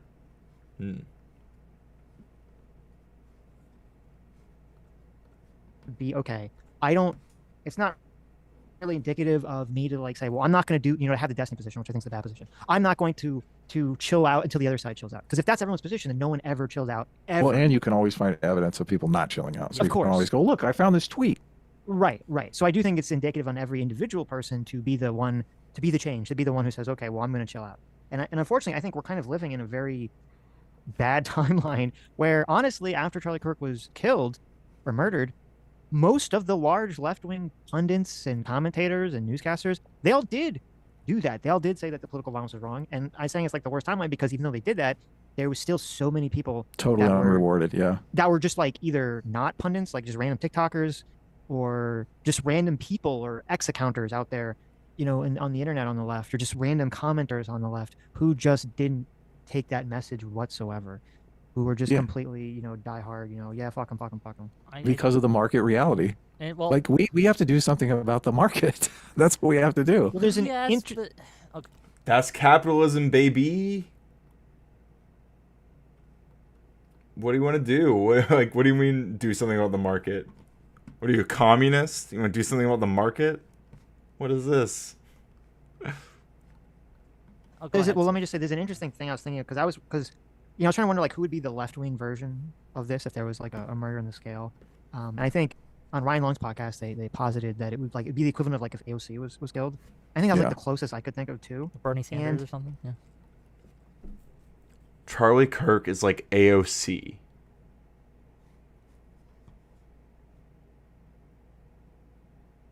Why is that?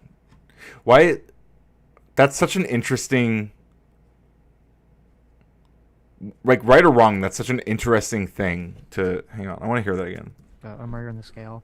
And I think on Ryan Long's podcast, the left-wing version of this, if there was, like, a murder in the scale. And I think on Ryan Long's podcast, they posited that it would, like, it'd be the equivalent of, like, if AOC was killed. If a congressperson... Charlie Kirk is... he's a podcaster.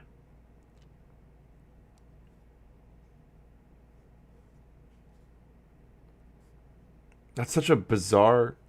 Yo, Josh with the $5 says, smart people don't like me. Trump 2025. He did say that. That's true.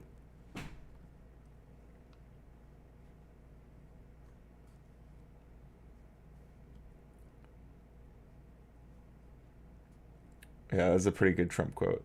They haven't found the bullet that killed him. There's no body cam footage. They messed with the scene immediately. Pretty weird. Wait, really? That is interesting. Yesterday's golf course, he said that. No, I saw like a. I don't know if I don't know if I heard it, but I saw like the clip with the captions. Yeah, smart people don't like me. He did say that. What do we think? What do we think about this? This idea that the equivalent on the left would be like an AOC. What does that say about, like, I don't know. It's just such an interesting, like, I think they might be right. I don't know. I'm not sure about that, but like, it's such an interesting thing to imagine that, like, on the right, I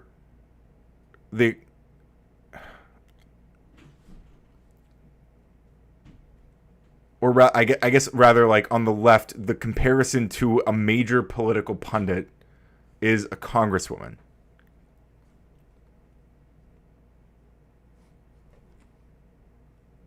Yeah, Kirk is a podcaster without a formal education. I will not forget that. I will not. Polygraph says, we talked about this the other day and it is not apples to apples. Smart people don't like me either, says Zero Major. It's just so interesting. It's not someone else. That comparison is insane. Yeah, I don't know. I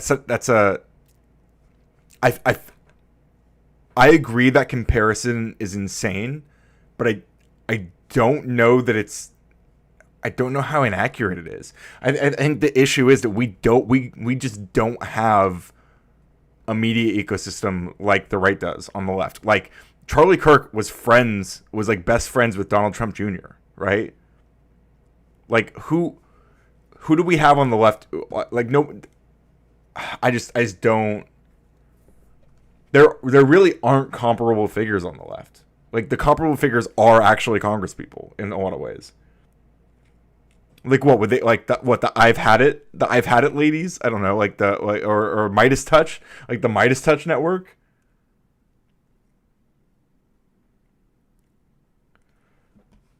In fact, that comparison might be illegal based on the context of the stream. Actually, there is something to that as well. Like that, it's a very scary comparison to make because it's kind of like they're like implying that there's like a. If there was like a tit for tat thing, that would be the move, which is that is actually an insane thing to say. Chris Van Hollen, some props for working on the right side of pretty much everything since Trump came in. Seriously, from Abreu Garcia to corruption to Palestine, he's so low key. Let's see. We've become a party that too often trims its sails, too cautious, too rudderless, too attached to pole wash, pundit rinsed, and donor dried messages. What comes out the wash is all bleached and blow dried. Yeah, that's pretty based.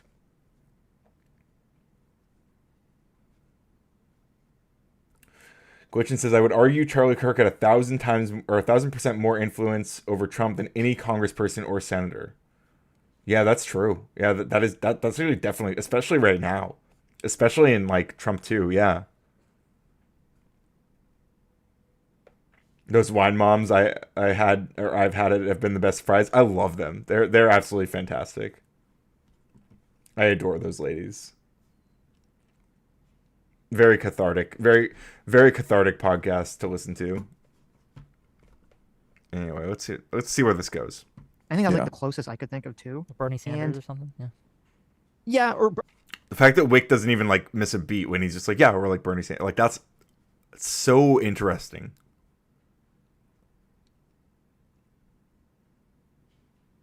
Yeah, Miller and Vaughter definitely running the show. Yeah. Well, Bernie Sanders would be much bigger. Bernie Sanders would be much bigger, and I think it would elicit a different reaction because there are a lot of people who are who sort voted of on for the both right, Trump and Bernie. who are kind of Bernie stands. Where I don't think that's the case with AOC, except for Sammy, but she's a unique one in that. I don't know. AOC. There's like this. The right has created this like idea that AOC is like a complete like bumbling moron, which she's like obviously not. So there's a lot of like underestimating her. But like when people I think when people like hear her actually talk about shit, they're like, oh, they're vibing.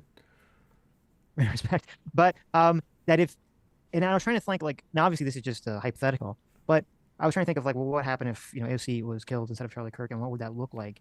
And I realized that I think so much of this and so much of people's reactions seems to me to be based in the fear of their audience, because if someone like AOC or Charlie Kirk dies or is killed, and then that commentator comes out and they're like trying to say about how bad it is, there's going to be so many people in their audience that are going to get mad at them. Like, well, you told me this person was evil. You've been telling me this person was bad for so many years. Like, how can you say that them being killed is bad? And so I think like, and all the commentators and creators and people on X, they're all aware of this. And I think that colors their own reaction, is that they're just so terrified of the audience and how the audience is going to perceive that they have to throw all these caveats or kind of tiptoe around the issue. I think. Wait, so is the implication that all the like mainstream Democrats who are condemning violence against Kirk, they really want to be celebrating alongside all the random ass blue sky people, but they're not because they're. Wait, I'm confused. Maybe I misunderstood. Bad, and so I think like, and all the commentators and creators and people on X, they're all aware of this, and I think that colors their own reaction, is that they're just so terrified of the audience and how the audience is going to perceive that they have to throw all these caveats or kind of tip. Or is he talking about the people on the right who are saying that, like, oh, it's Civil War time? Like, what's he even talking about? Around the issue. I think that the market goes both ways, and what I mean by that is that there is an incentive for the right to showcase these voices that are going crazy, celebrating, condoning, what have you, right? And I think that makes it look like it's a larger cohort than it actually is. I think that they have put these people on a pedestal, and you are seeing all these left-leaning people just be very callous, celebratory, all these things. That isn't to say that they aren't real. They absolutely are, and it's something that the left needs to deal with. But I would caution you that you are seeing, like, the right has every incentive to pedestal.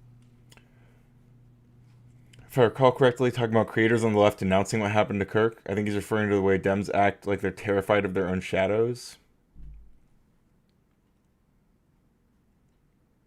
But he's just saying they're denouncing it, like, because their audience. I'm just confused about the exact.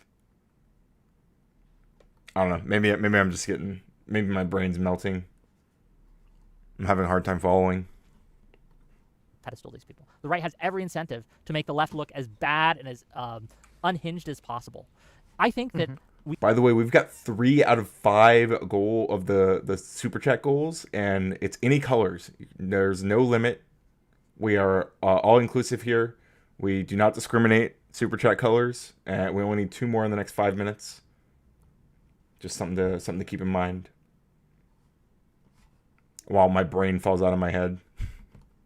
We also got to look at, while I think that largely the Democrats' response, the elected representatives' response has been great, I think Trump's response to this was a failure. Did you guys see his announcement? Yeah. Trump's response was disgusting. Infallible Foul says, if the right were complaining that they're leaning into this for anti-gun rhetoric, I'd be okay with the critique. They want to say the opposite of what they say. Yeah, exactly. It's like, and they never...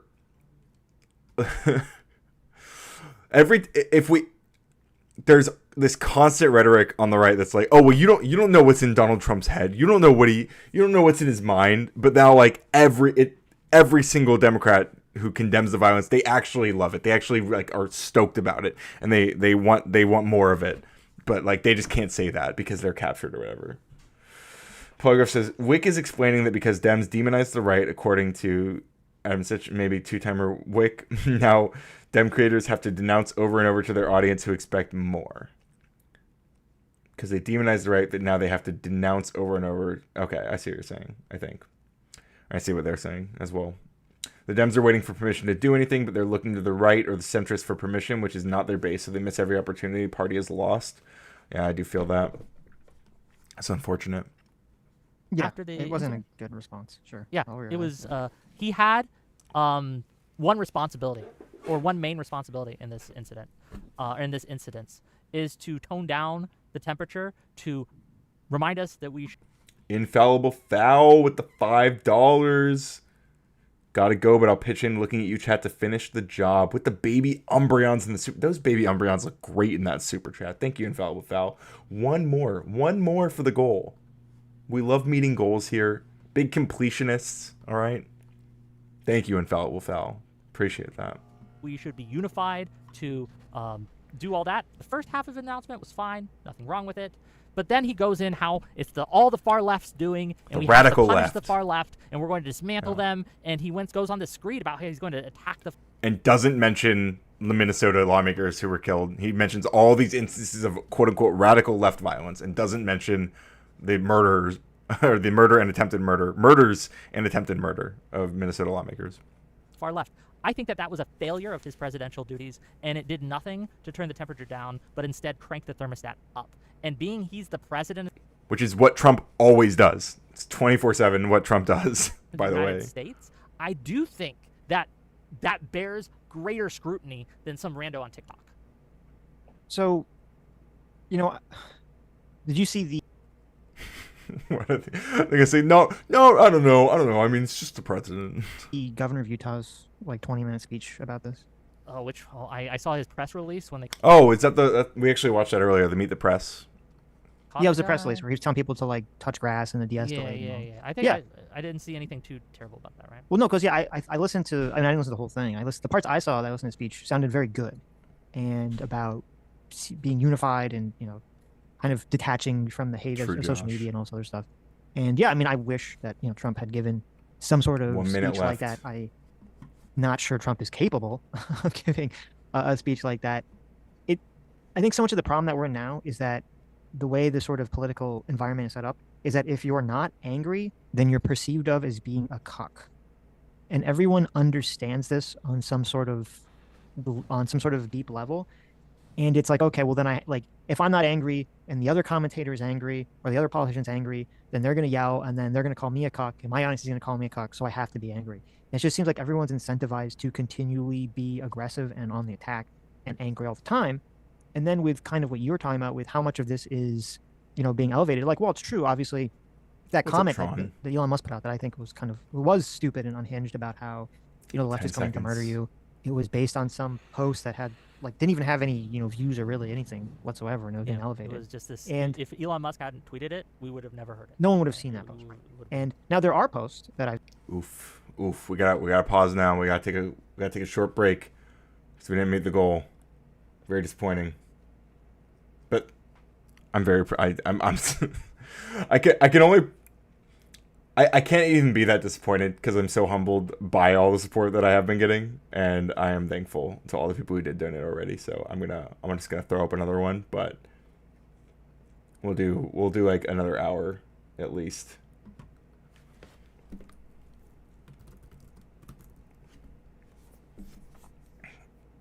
Let's see. If we meet this one over the next hour, then we'll do another hour after that. But if not, I'm going to be done for at least for a while. So.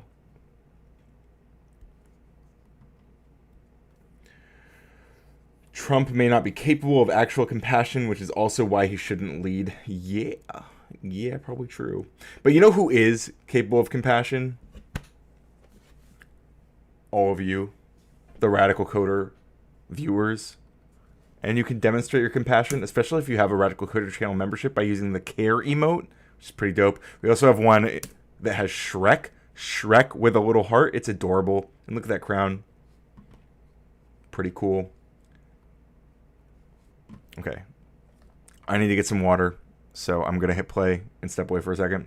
I'm a thirsty boy. That I've seen, and there are videos where people have said the exact same thing, and it has hundreds of thousands of likes.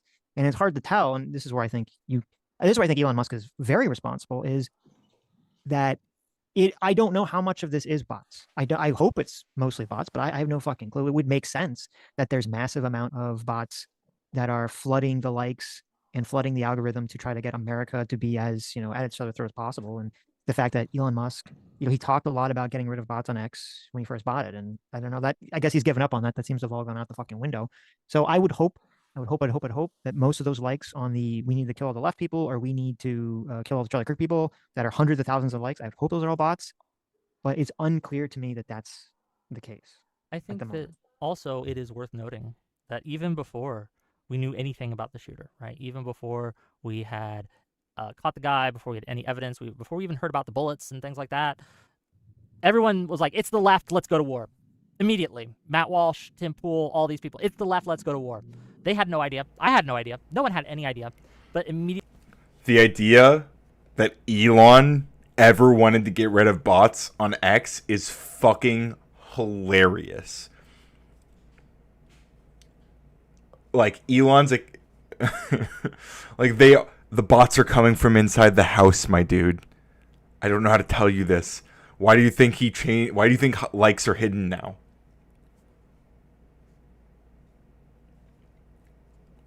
Someone donated $100. You could at least pretend to be somewhat grateful. I am grateful. I'm very grateful. And that was look, that was in a previous stream, okay? That was in a previous life.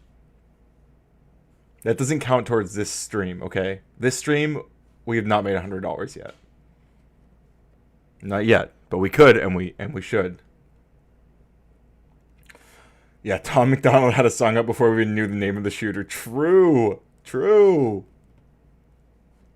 What were those Let's just pull up our.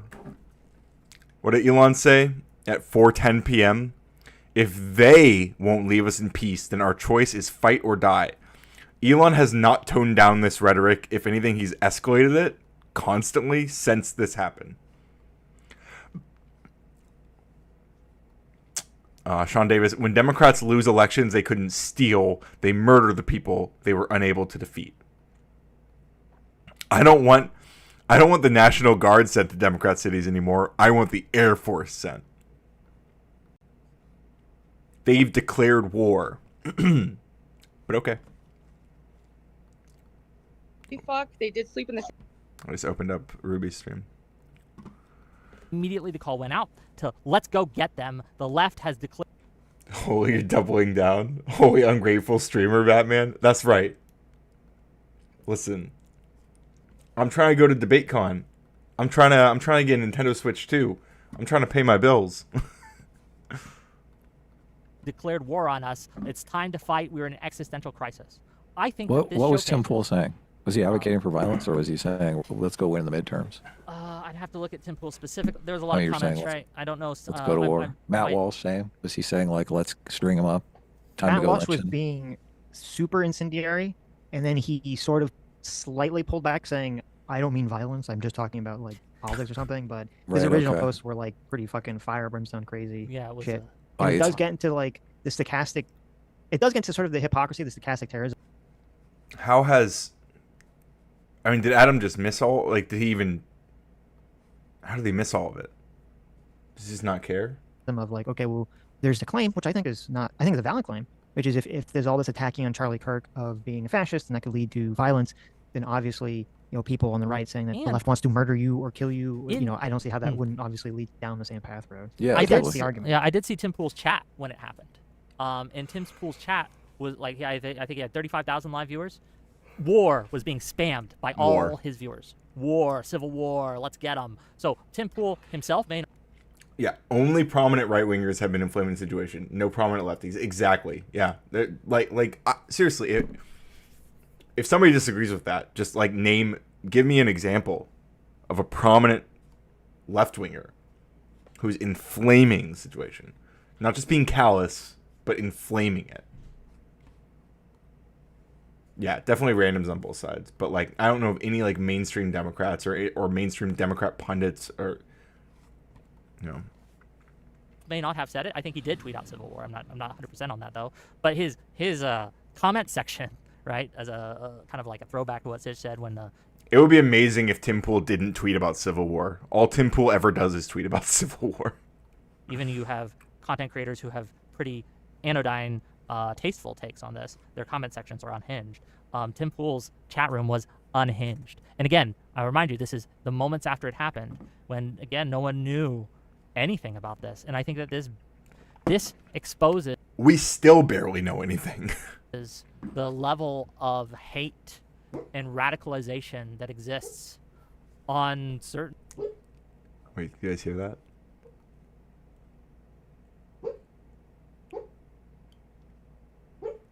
Do you hear that? Umbreon's dreaming. He's having a bad dream. He's woofing at something in his sleep. It's so cute. I love when he dreams like that. It's adorable. The cutest shit in the world. certain elements of the right. And I think that I don't know if it's that they can't see it because they're on the right, or is it because the media downplays it? I'm not sure. Tron, probably But this true. is absolutely a thing that exists, and I don't think we should ignore it. And I agree with you, and I'll just see to you that the left does it too. Yeah, yes, I fought back against the left doing it too, right? I've always fought back against the left doing it too. But we can't ignore that the right is also guilty of this, and it's both. It takes two to tango. Both sides are radicalizing each other, and I am, as I said at the beginning when you asked how I'm doing, I'm scared, Sitch. I'm scared of what's going to happen.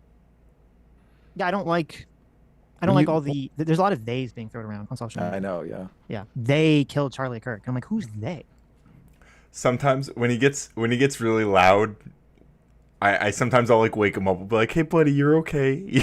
You're okay, buddy. You're good. You're safe." I can't help it. Because exactly that. I'm like, oh, I don't want him to have a bad dream. Poor baby boy. He thinks I'm being attacked by big scary dogs. A frog and an owl.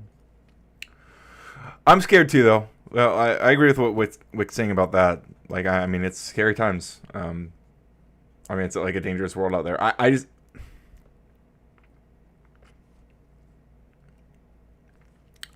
really feel like there's this like tendency to do the false equivalence thing, or like the both sides, not the both sides. Both sides need to do it. It's like there are things to criticize on both sides, but not the same things. Put a little treat by their nose. That's an idea. They kill Charlie Kirk. I don't know, and that is The disturbing media, to me because they did kill Charlie Kirk.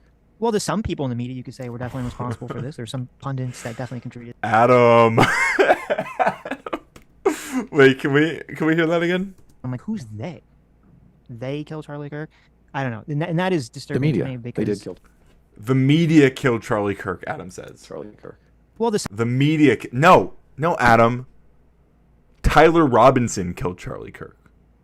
One guy killed Charlie Kirk. You fucking freak. One guy killed him.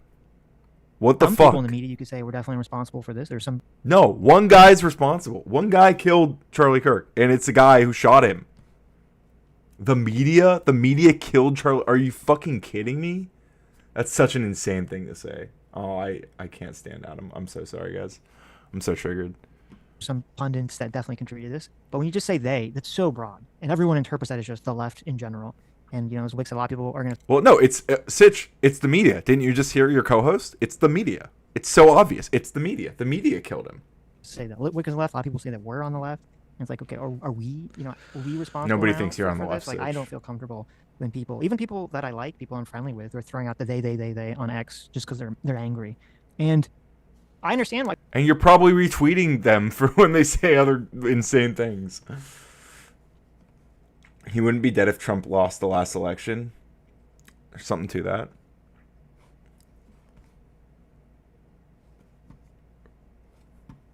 Kind of an interesting thought. Understand why people are angry, and that, you know, makes perfect sense to me.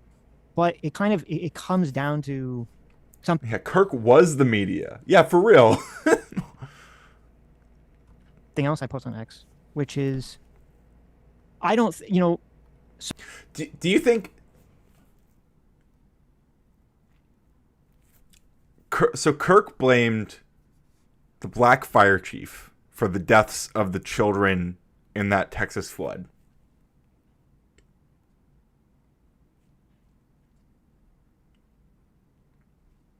I'm just wondering, like, if some insane Kirk fan was like, "Oh, I want to avenge those children," who would they go after if they listen to Kirk? Something to think about. I think so much of this is people are afraid of being called cucks. So much of it is just you have to be angry because if you're not angry, you're a cuck. There was a meme after the Destiny debate I did, where they were like, they had a picture of me and saying we should just cuck out more. And Yes. yeah, Yes. that's all it was. Is because and there's people in my chat right now who are very mad at me because I'm not pushing back good enough, morning, whatever that Stevie. means. I think I've disagreed with you this whole time, at least Adam, a lot. But I don't think, I don't know. I just don't know what they want, and I don't know what. I don't see it as cucking at all. Like, a political solution will last the next 50 years. A violent solution is not going to last 15 minutes. Of course, right? But that's because you're, you know, smart and mature. So we're not. Understand. Yeah. So Right. look, Yes. we need a real We need a real political solution. Yes. And I think we can't live in an environment where Well, what's the solution? you're allowed to. The solution is Trump needs to stop Trump, Elon need to calm the fuck down. These guys need to help calm things down. They need to contribute to all the Democrats who are condemning all the violence across the board. They need to tone the shit down. Just completely turn people into delusional NPCs that hate their political opposition. Well, it's kind of like, okay, and maybe I'm trying to think of ways to say this that's not horrible. So let me try to think about a frame this. Kind of going to the like this argument that decimating industry and a lot of people make where they're like, well, we're not going to be better. JB says the dolphin fetus was funny until you realized the person asking didn't know the difference between a man and a woman. I don't know what you mean by that, but the dolphin fetus thing was kind of funny. This is kind of, I mean, it was kind of funny. I definitely laughed at it the first time. I didn't laugh at it as much when I feel like, was it Dean? I think Dean Withers or whatever tried to do. He tried to like copy it.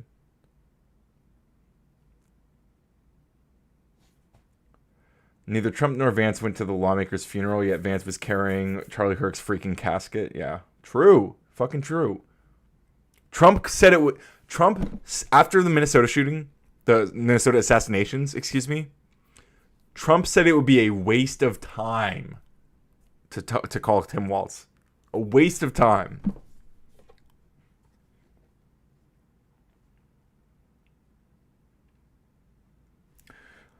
Tron says, like, if Dems started invading cities and stealing National Guards and deploying the military on Americans, and I was a Democrat pundit, I would probably expect somebody might take a shot at me.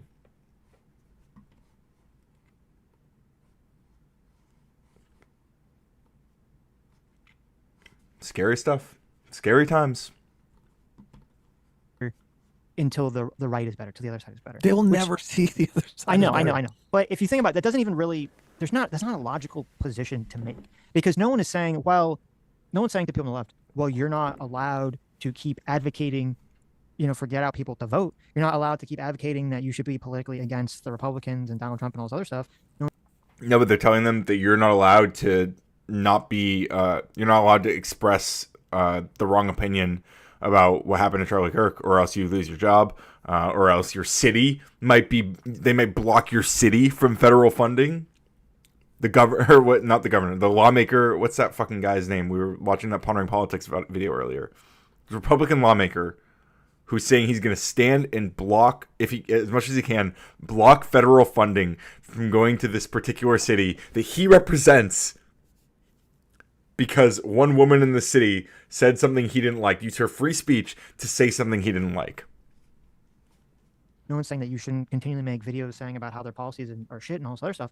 All they're saying is don't basically demonize these people to such an effect that it makes killing them seem morally just. Okay, it works though. And if even if you're on the left and you think the right is doing that to you, okay, so what? You can still be just as politically effective. You can still do all the same content you're doing without going to that level. You can still get people to come out to vote without going to that level. What is that level? Are we not allowed to call like fascistic things fascism?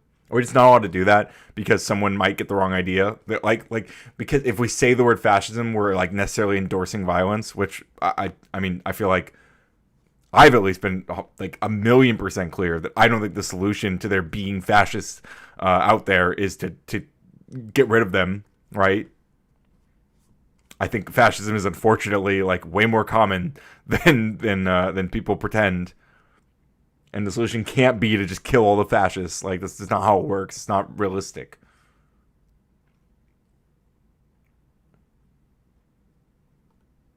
So it is kind of like a whataboutism in the effect of it's not relevant to changing your own behavior.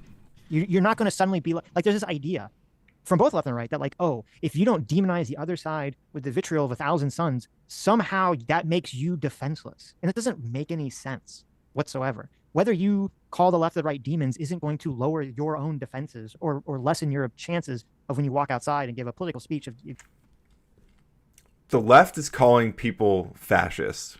The right is calling the left demons. That is actually an interesting dynamic. Right, because even whether you agree or disagree with fascist being an accurate characterization, like it refers to something specific. It's not like the biblical embodiment of evil.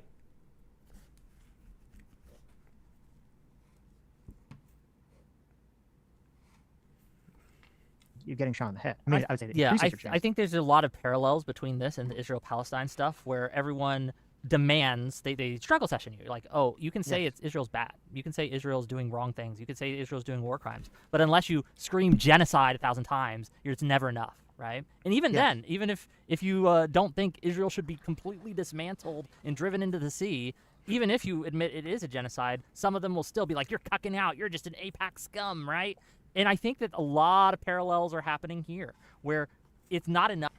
This Josh. And literally this, like, days before, literally days before this happened, I'm on a panel and there's like 9 people screaming at me and they're telling me that I'm a baby, I'm a monster who loves baby murder. Over and over and over. And all I'm saying is that, I believe women should have a right to have an abortion. That's all. That's my take. My take is I believe in the right to an abortion. And they're like, you're an evil monster, baby murdering. Ryan loves baby murder. I'm like, holy shit, dude. What the fuck? Hi, Jim Speak. I hope so. We're trying to have fun here. Despite the dark circumstances, we try to have fun. Demons can be exorcised. Listen, we can exercise here too, okay? Enough to label your enemy as your political enemy as bad, right? As harmful, as someone who's going to hurt the nation. You have to label them as the worst thing possible. And if you don't, you're cucking out.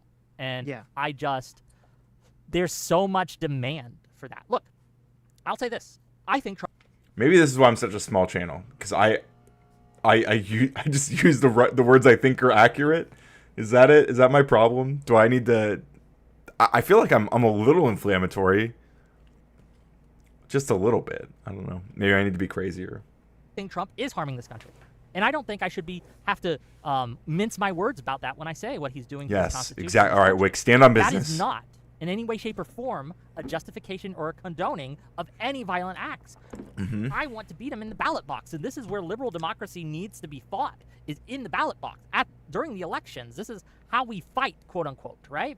But too many people see that as ineffective, and on the right and the left, that there is a growing idea out there that is being pushed that electoralism doesn't work, right? Because every time I say this, like, hey, I think that we will win electorally, or the side that's going to win electorally is the side that can rein in its crazies. The side that can return us to normal. The side that doesn't go insane every single time something happens. And the side that does that is going to win electorally. And I say this, and they'll be like, well, what about 2024 when Trump... Common Good says, no, you're honest. That will be something people actively desire again. We just need more talent that's honest in this moment. Yeah, I think you're right. I don't think I can... I don't think I can play into the... I don't know. Like I mean, I can get angry. I can get excited. I can, but without like being like too over the top. You need to turn up the toxicity and drama and turn down the chill. Sometimes, okay. So I can have like my righteous anger, right? There's a lot of value in that. It just has to be like selectively applied. Thank you, JB, for your kind words. What do you think should be done to me, JB? I'm just curious. Do you think I should be exercised? How do you exercise me? Trump won. Doesn't that prove your whole point wrong? And I mean, look, the 2024 election was unique in a lot of ways. The candidate got pushed out, right? Biden got sidelined, right? And then we had the economy that was just in a shitter, where we had incumbents across the world globally lose their seats. So trying to draw any kind of conclusions from that election and assuming that, cucking out doesn't work. And by cucking out, I mean acting normal. It's just insane. I should have taken a nap earlier. It's driving me crazy, and I don't know what to do about it. Well, in terms of like the whole people cucking out thing with the anger, which I did see a lot of people on. I did see a lot of people on the right after. I know you're joking, Cop Watcher, but I do like. Okay, you guys might not know this about me, but I'm kind of a drama queen sometimes. All right. I like a little bit of drama. I do. I like it. I fuck with it. What am I supposed to say?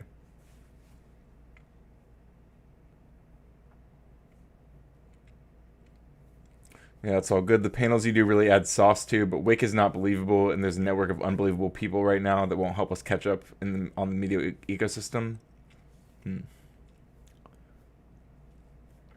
Well, JB, I'm gonna continue, as you put it, supporting the unaliving of babies. Sorry, I don't know what to tell you. I will continue to support the right of people who are growing humans inside of them to decide to not do that if they choose. I will stand on business. Sorry. Common says we need strategists, thinkers, talent, and a core platform we riff around to keep a central focus in a decentralized way. MAGA is and has been genius at this, but Kirk is a real loss. Yeah, that's a yeah. Good analysis as usual. Don't we all dabble in the drama from time to time? I hope so. Well, maybe not everyone has to, I guess, but I like it. Calling someone a demon is deliberate too. They aren't saying you are possessed by evil. You are the evil in their mind. It's deliberate. JB says, well, just have to change the law then. Or maybe we'll change the law to stop you guys from preventing people from getting abortions that they need, you know?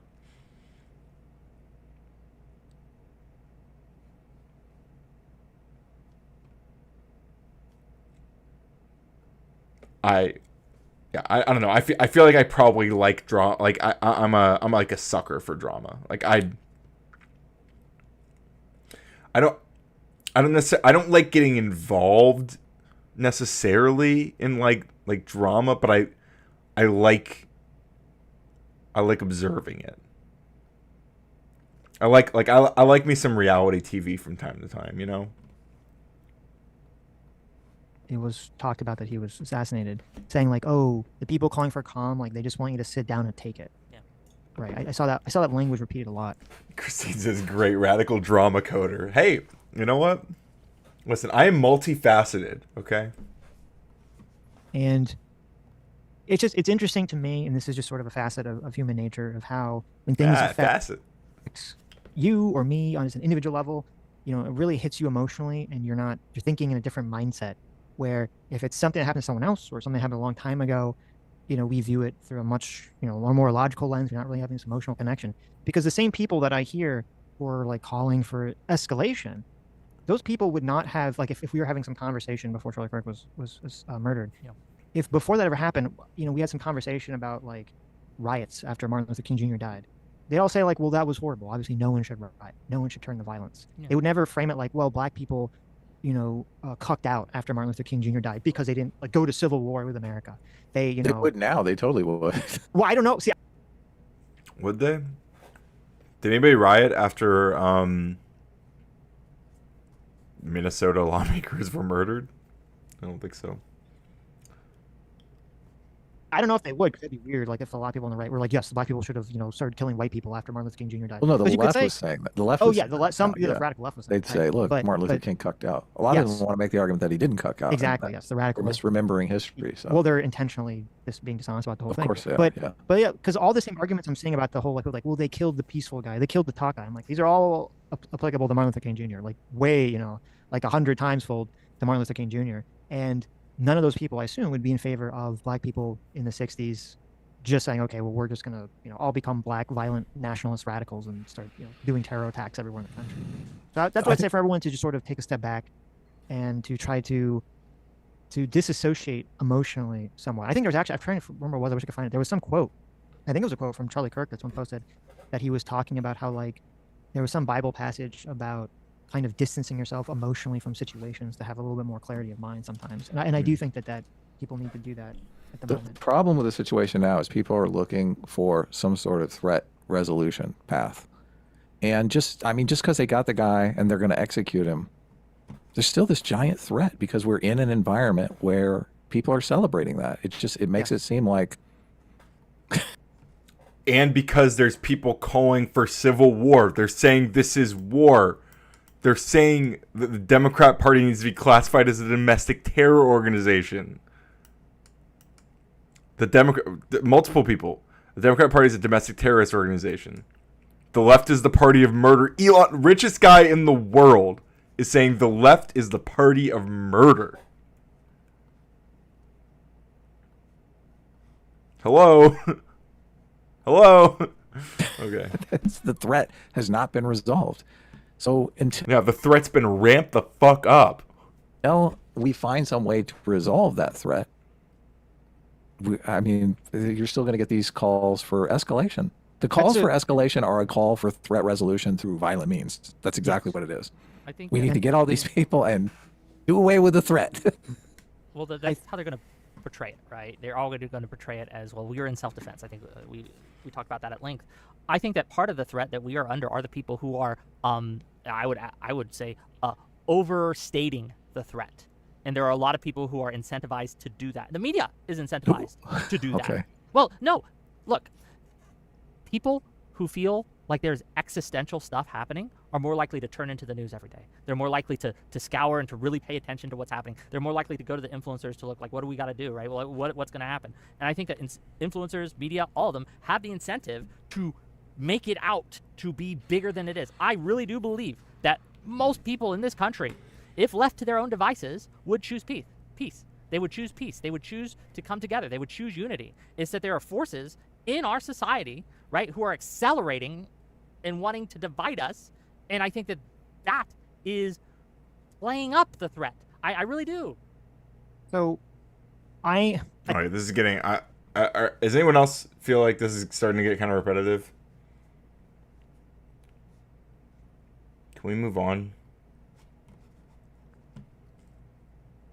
There's another hour and a half of this. Has anyone like watched more of this, and do they...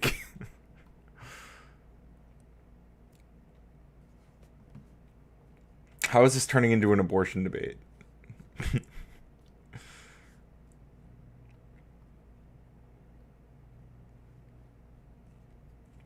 Jim Speak, you don't think that, or you're saying no to JB or to me? I don't know.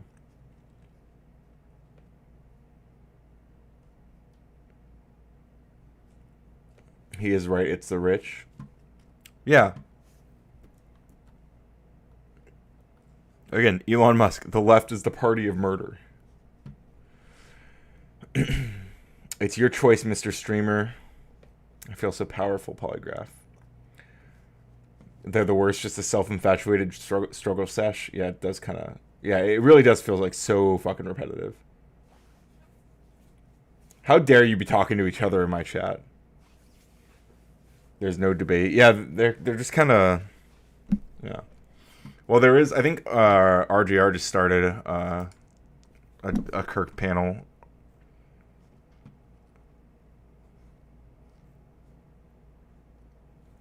Maybe we can stop and say hi to Ruby.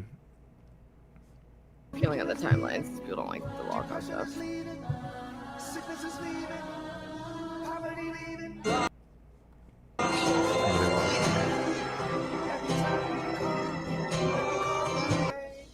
Where's my hearing audio from? We're talking about Stefan Molyneux here. Right-wing clankers.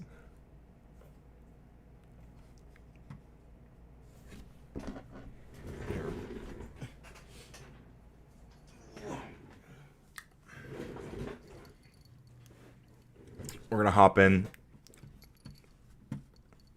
Maybe. Let's see. Oh, is she just watching the vigil? I don't know if I want to jump in there. We're this. Very, very quickly. And keep in mind, this is not just a flash in the pan movement. We're going to become an institution. To give them the power and the confidence to stand up and let their voice be heard. I started this organization when I was 18 years old. I decided. So, hey, what's up, Doge? Welcome. Glad to be here. Hello, Doge. Cheers. I'm drinking tonight. That's good. So am I. Cheers. And so am I with a White Claw. I'll hop in for a second just to socialize. And then maybe we'll check out another Kirk panel or anything else. You see the troll pepper on tomatoes? No. Elon Musk just phoned in to a far right protest march in London. Oh yeah, I heard about some speech he was giving there. Pretty disturbing stuff. I didn't like hear his actual like what he said exactly, but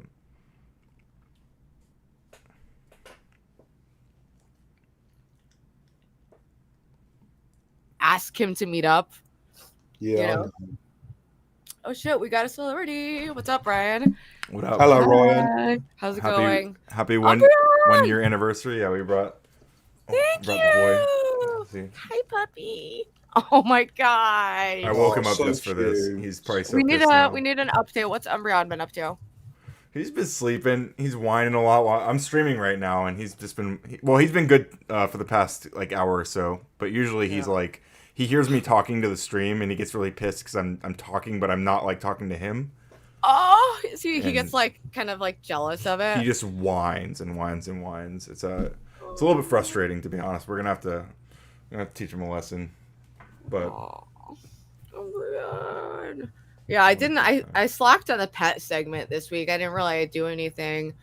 But I want to beef it up next week, and I want to expand it. I want other people to tell me what their pets are up to, because I wish I could have a dog right now. So I'm living vicariously through you. I mean, Cinnamon's awesome, but it's a little different. Yeah. Well, my mum is at work tomorrow, so I might have to go down to her house to look after my dog and her dog. Oh, yeah, just pet sitting is, whoa, I think I wouldn't go to that. Cinnamon is an exceptional hamster. The only thing is, I wish that he could just like hang out and do his own thing, but I can't like put him down. Like if I have him out, I need to have eyes on him. Like he's so little, he could go through any little crack, and like it's too risky. The last chat was asking you, Umbreon's, I mean, he's only like a year and a couple months. He's still kind of a puppy. I don't know. I feel like I think they stopped being technically considered a puppy at a year or something. But I mean, come on. This guy's still a puppy. He's always gonna be a little puppy. So cute. All right, I want to see what they say at this vigil. Yeah, I didn't realize it was going live. I've been following this and freaking out about it for the last week. Yeah. As many have. Do you have any hot takes? I've been talking a lot about it. I've been on a lot of panels and stuff and discussing about it, and I've a lot of people are running around slandering me right now, saying that I'm like justifying what happened because I'm saying that I like won't like pretend that Charlie Kirk was a good guy, and that's kind of frustrating because I've been like super explicit that like I think it's like a horrible thing and like a disgusting bad thing to do that like I've been like without. You can hold those two beliefs, Yeah. but nuance is just not allowed online. People love distorting whatever you say to the like least charitable interpretation just to stir drama and shit because they're bored. It's and part of the celebrity life. Yeah, I guess so. Yeah, we're just. I think like what I've been trying to communicate, because I go on a lot of like right wing panels and stuff, right? And I'm talking to a lot of like these people, and so like it's very easy for them to all be like, oh well, we need empathy for like people who are fans of Charlie Kirk, who are like but like they don't seem to also extend empathy to people who are like they don't have a lot of grief for Charlie, like they can't understand why that is, and so like that's kind of what I'm like even though I do like personally, like that's kind of what I'm trying to communicate to a lot of people is like, I mean, like these are the perceptions that people have of him for not for like invalid reasons. Yeah, I was watching some older clips, and he's definitely said some shit that I highly disagree with. But yeah, I think it's like you should be able to hold those opinions that people are complicated, and you can have a perception, that his activism was pushing something bad, and I don't know what's true or not, honestly. But I think you can have that perception and still be respectful. And yeah, I think that's what I can imagine you were being, and people just don't, I don't know. And you're allowed to like not mourn every like rando like, especially if there's someone who's in opposition to your values that you hold dearly. I can see a space. I don't know. It's just kind of nuanced and messy. Yeah. And I mean, I think the scarier thing that I'm seeing is like, I mean, in the wake of it, like, libs of TikTok was saying this is war. Elon Musk has been like basically like he's basically like declaring civil war, like running. The richest guy in the world is like running around like saying that they want you dead. Like, who's they? Is it some 22-year-old? Is more insightful. Like, that's literally the kind of rhetoric that people are saying. It's like this rhetoric of they want you dead. They versus you. This is the enemy. They want to kill you. So eventually people really internalize that and view this person as a threat to their life or to lives that they value, and it's just, sucks. Nobody Scary should do stuff. that, it's very sad. And it's just very traumatic. I think a lot of people have never seen a video like that, that gruesome of someone they're like, at least in like America, that they're like familiar with, whether you're conservative or not. Like, he would pop up on people's timelines. So I think that's actually another interesting point, because I think there's a lot of people who are maybe the people who are grieving the least right now are probably a lot of people who like recently have been watching a lot of footage come out of like they're probably watching a lot of stuff from like Gaza and stuff, and they're seeing like the worst things imaginable, right? These people, their feeds are filled with that, and they're like, oh well, True. This like I'm supposed to lose my mind about this guy. I've been watching children get murdered. It's like, it's horrifying. Entirely valid too. And they're like the tank on grief. There's only so much that you can hold, I think. Yeah, and people connect with stories, not statistics or things that feel far away. So if you're in a very privileged position and you're not seeing that stuff on your timeline, but I was thinking about that too, because I do think that's very valid, that there's these horrific atrocities happening, and it's like everyone's gonna lose their mind over like one person when that's happening on like such a scale. People just literally can't compute it. They just it's just hard to comprehend, but it's tragic. Any loss of life, and especially the massive loss of life in Palestine, is just, it's really sickening to think about. And I take breaks from watching the news though, because it's like it's so out of my control, and it just makes me anxious. Yeah, no, I understand. Yeah, same. Yeah, I gotta take time off. Yeah, it's been crazy. Dalish says it doesn't matter who's dying. I hate to see it. Yeah, you're supposed to lose your mind about all deaths instead of picking when life has value to you. Yeah, and it's like, I think it hits different when it's someone you're familiar with versus a stranger. And a lot of people were at least familiar with him online, familiar with his face. He was very viral, very influential figure on the debate scene. Yeah. It's just, I don't know. It's been obviously highlighting a lot of weird shit for a lot of people. Exactly, Vogue. That's the cliche, and it's like, it's not right, but it's just how the human mind works, because we were never evolved to learn about millions of people. There would be no conception of that if you were in a basic tribal society. You only knew what was going on in your tribe. That's what our minds evolved for. Now we see every bad thing from all over the world all the time, the worst of the worst, and it's totally unnatural for our minds. But sure, that's the truth of life. So I don't know. Oops, what did I just do? Definitely triggers like a constant fight or fight reaction in people, because you're used to, I guess our minds, if we see that, like, we're trained to like think we're actually going through it, or we're seeing it like we're in danger, Yeah, or like we need to do something to stop it. And it's good that certain tragic images do incite people to like become active in their community, to like make some kind of change that like can be functional in that way. But I think in a lot of ways it's just adding to our already insane mental health crisis that is happening in most developed countries. Get Craig, just focus on point and we'll stay safe. I feel like for a long time I just wasn't looking at news, and I was just very only in this like boy internet circle. But the Charlie shooting really shot me back into having an interest in what's going on there. But it's depressing as fuck. Sorry, Pavilion. I'm sorry. The thing is, I just don't it is what's been on my mind, and I just couldn't bring myself to do a Darius IRL or Xena the Witch segment. There's what are always they getting something into? to watch, or like the Thorpes. It's just like, I don't know. I'm trying to switch it up, but again, it is utterly depressing. So decided not to go to college. I didn't get in my dream school, which was the United States Military Academy at West Point. I have this idea to galvanize and motivate the future youth. Wait, I didn't realize he didn't go to college. Sure didn't.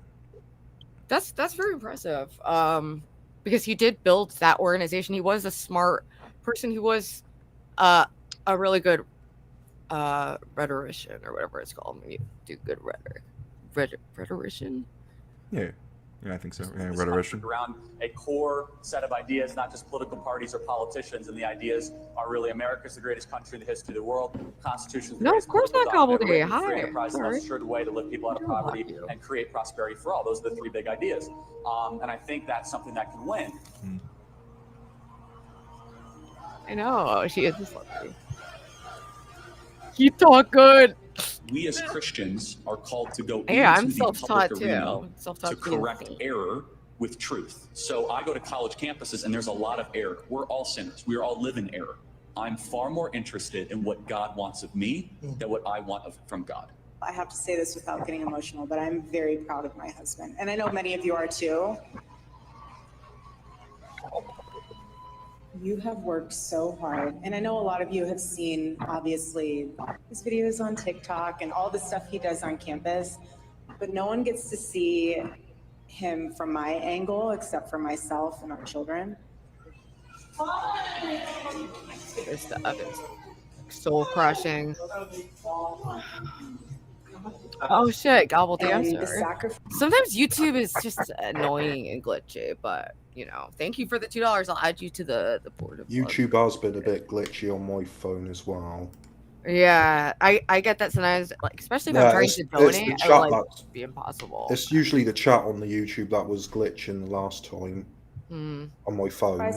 Yeah, so I'm using StreamYard too. So that he made this year, he's amazing. I'm very blessed. And I would not have been able to do any of it without Erica. And that's the real truth. I'll tell you what. Yeah, we're on Ruby here stream right now. As a grassroots response to the top-down revolution happening in this country, I want our Turning Point USA students to receive a round of applause. These are the freedom fighters of America. The media said the Turning Point would run a ground game. They weren't experienced. They didn't know Charlie, right? This is the greatest generational realignment since Woodstock. This generation is the most conservative generation that we have seen in well over 50 years, and the numbers show it. What young people especially are screaming at. Stop it. Do you guys agree with that? Do you think that this is a conservative, like the young people are starting to be more conservative? Do you think he's right? Yeah, young men. I do. Young men are. Yes. Young women aren't. They're going the opposite direction. True. It's like the sex relations are like getting worse, if you can even conceive it. It's so bad. Hey, Joe Shabatoni. Wait, really? Oh no, Lauren! Action Man called the cops on Lauren De La Goutte. What happened? What happened to Lauren? I hung out with her in Miami once. She was nice. I like Lauren. We can look at that and then come back to the other thing. Yeah. I've been interacted with Lauren here and there. I don't know her super well, but Is that the same Lauren from the LCU as well? Yeah, she was she was kicked out too. Rip. Let's see. Let me share my tab. Okay. Action Man. Lunatic Lauren showed up. Oh boy. Lauren drama, guys. Told you I want some drama. No way. Asking you shall receive. What? Welcome to the Action Man house. We have this Lauren girl refusing to leave my house. What? And I guess she has drugs in her car and she's going to be getting arrested for not leaving me alone. What? And here we go. Absolute lunatic. What the fuck? That's so. I don't get it. She has drugs in her car? What the hell? Welcome to the Action Man house. We have this video. Lauren girl refusing to leave my house. We have lunatic Lauren here showing at my Lauren. house, For no That's reason. wild. Weird. refusing to leave. A day in the life in the Action Man residence. Like, what happened? Why is this happening? We don't know.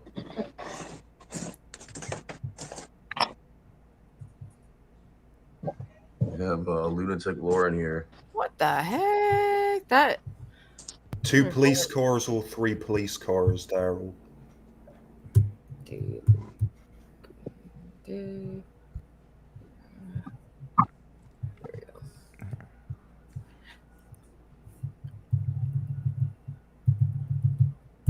So 1 minute ago, she says 2 of the biggest losers on the internet are obsessed with me.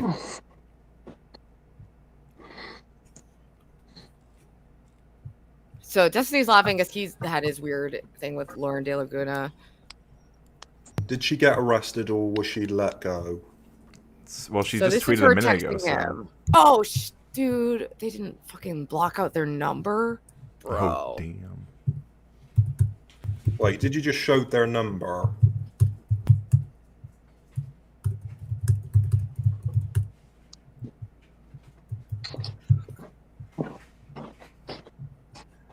This was posted 1 minute ago. This is all very. I'm just not gonna open it so people don't see the number. But I just saw. She did Well, not number's fucking- already leaked. Dude, come on, girl. Are you fucking? First off, this whole leaking messages and info. Come on.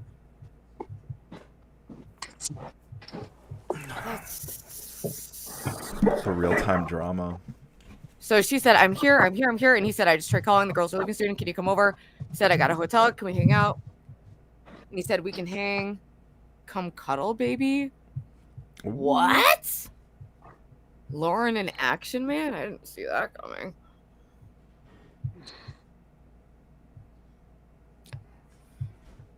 He invited her over. I didn't know it was going to be unedited. That number's already on Twitter, so how could Well, she but it was dox posted it if 1 it was minute ago, already and doxed? I told her edit it and take this down like immediately. Is And I that think that was tweet? the first comment, so that was pretty lucky, I guess. Is that Destiny's Child account? Is that actually Nathan? Dude, Nathan is fucking I know- wild on Twitter. But is that actually his account? That's crazy. Oh, that one? I don't think so. No, I think that's like a troll Okay. account. Okay. What the fuck is going on here?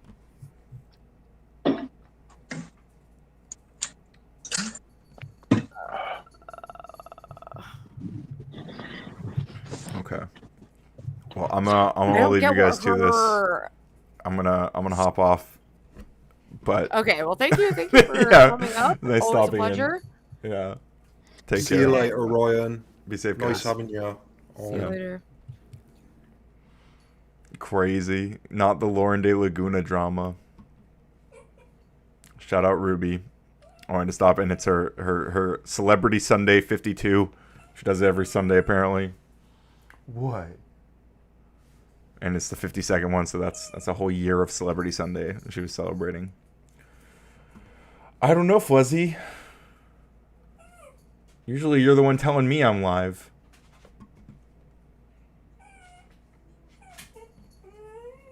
Investigative journalism. Umbreon. Why are you bitching? Alright, I'm not gonna lie, guys. I'm getting pretty sleepy.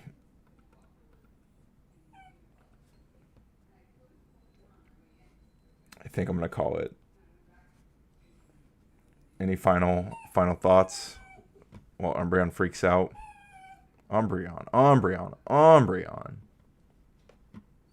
You gotta chill, baby boy.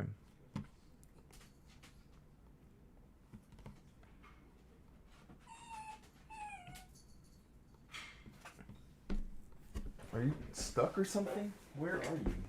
No, you're fine. You're just being a baby. I see.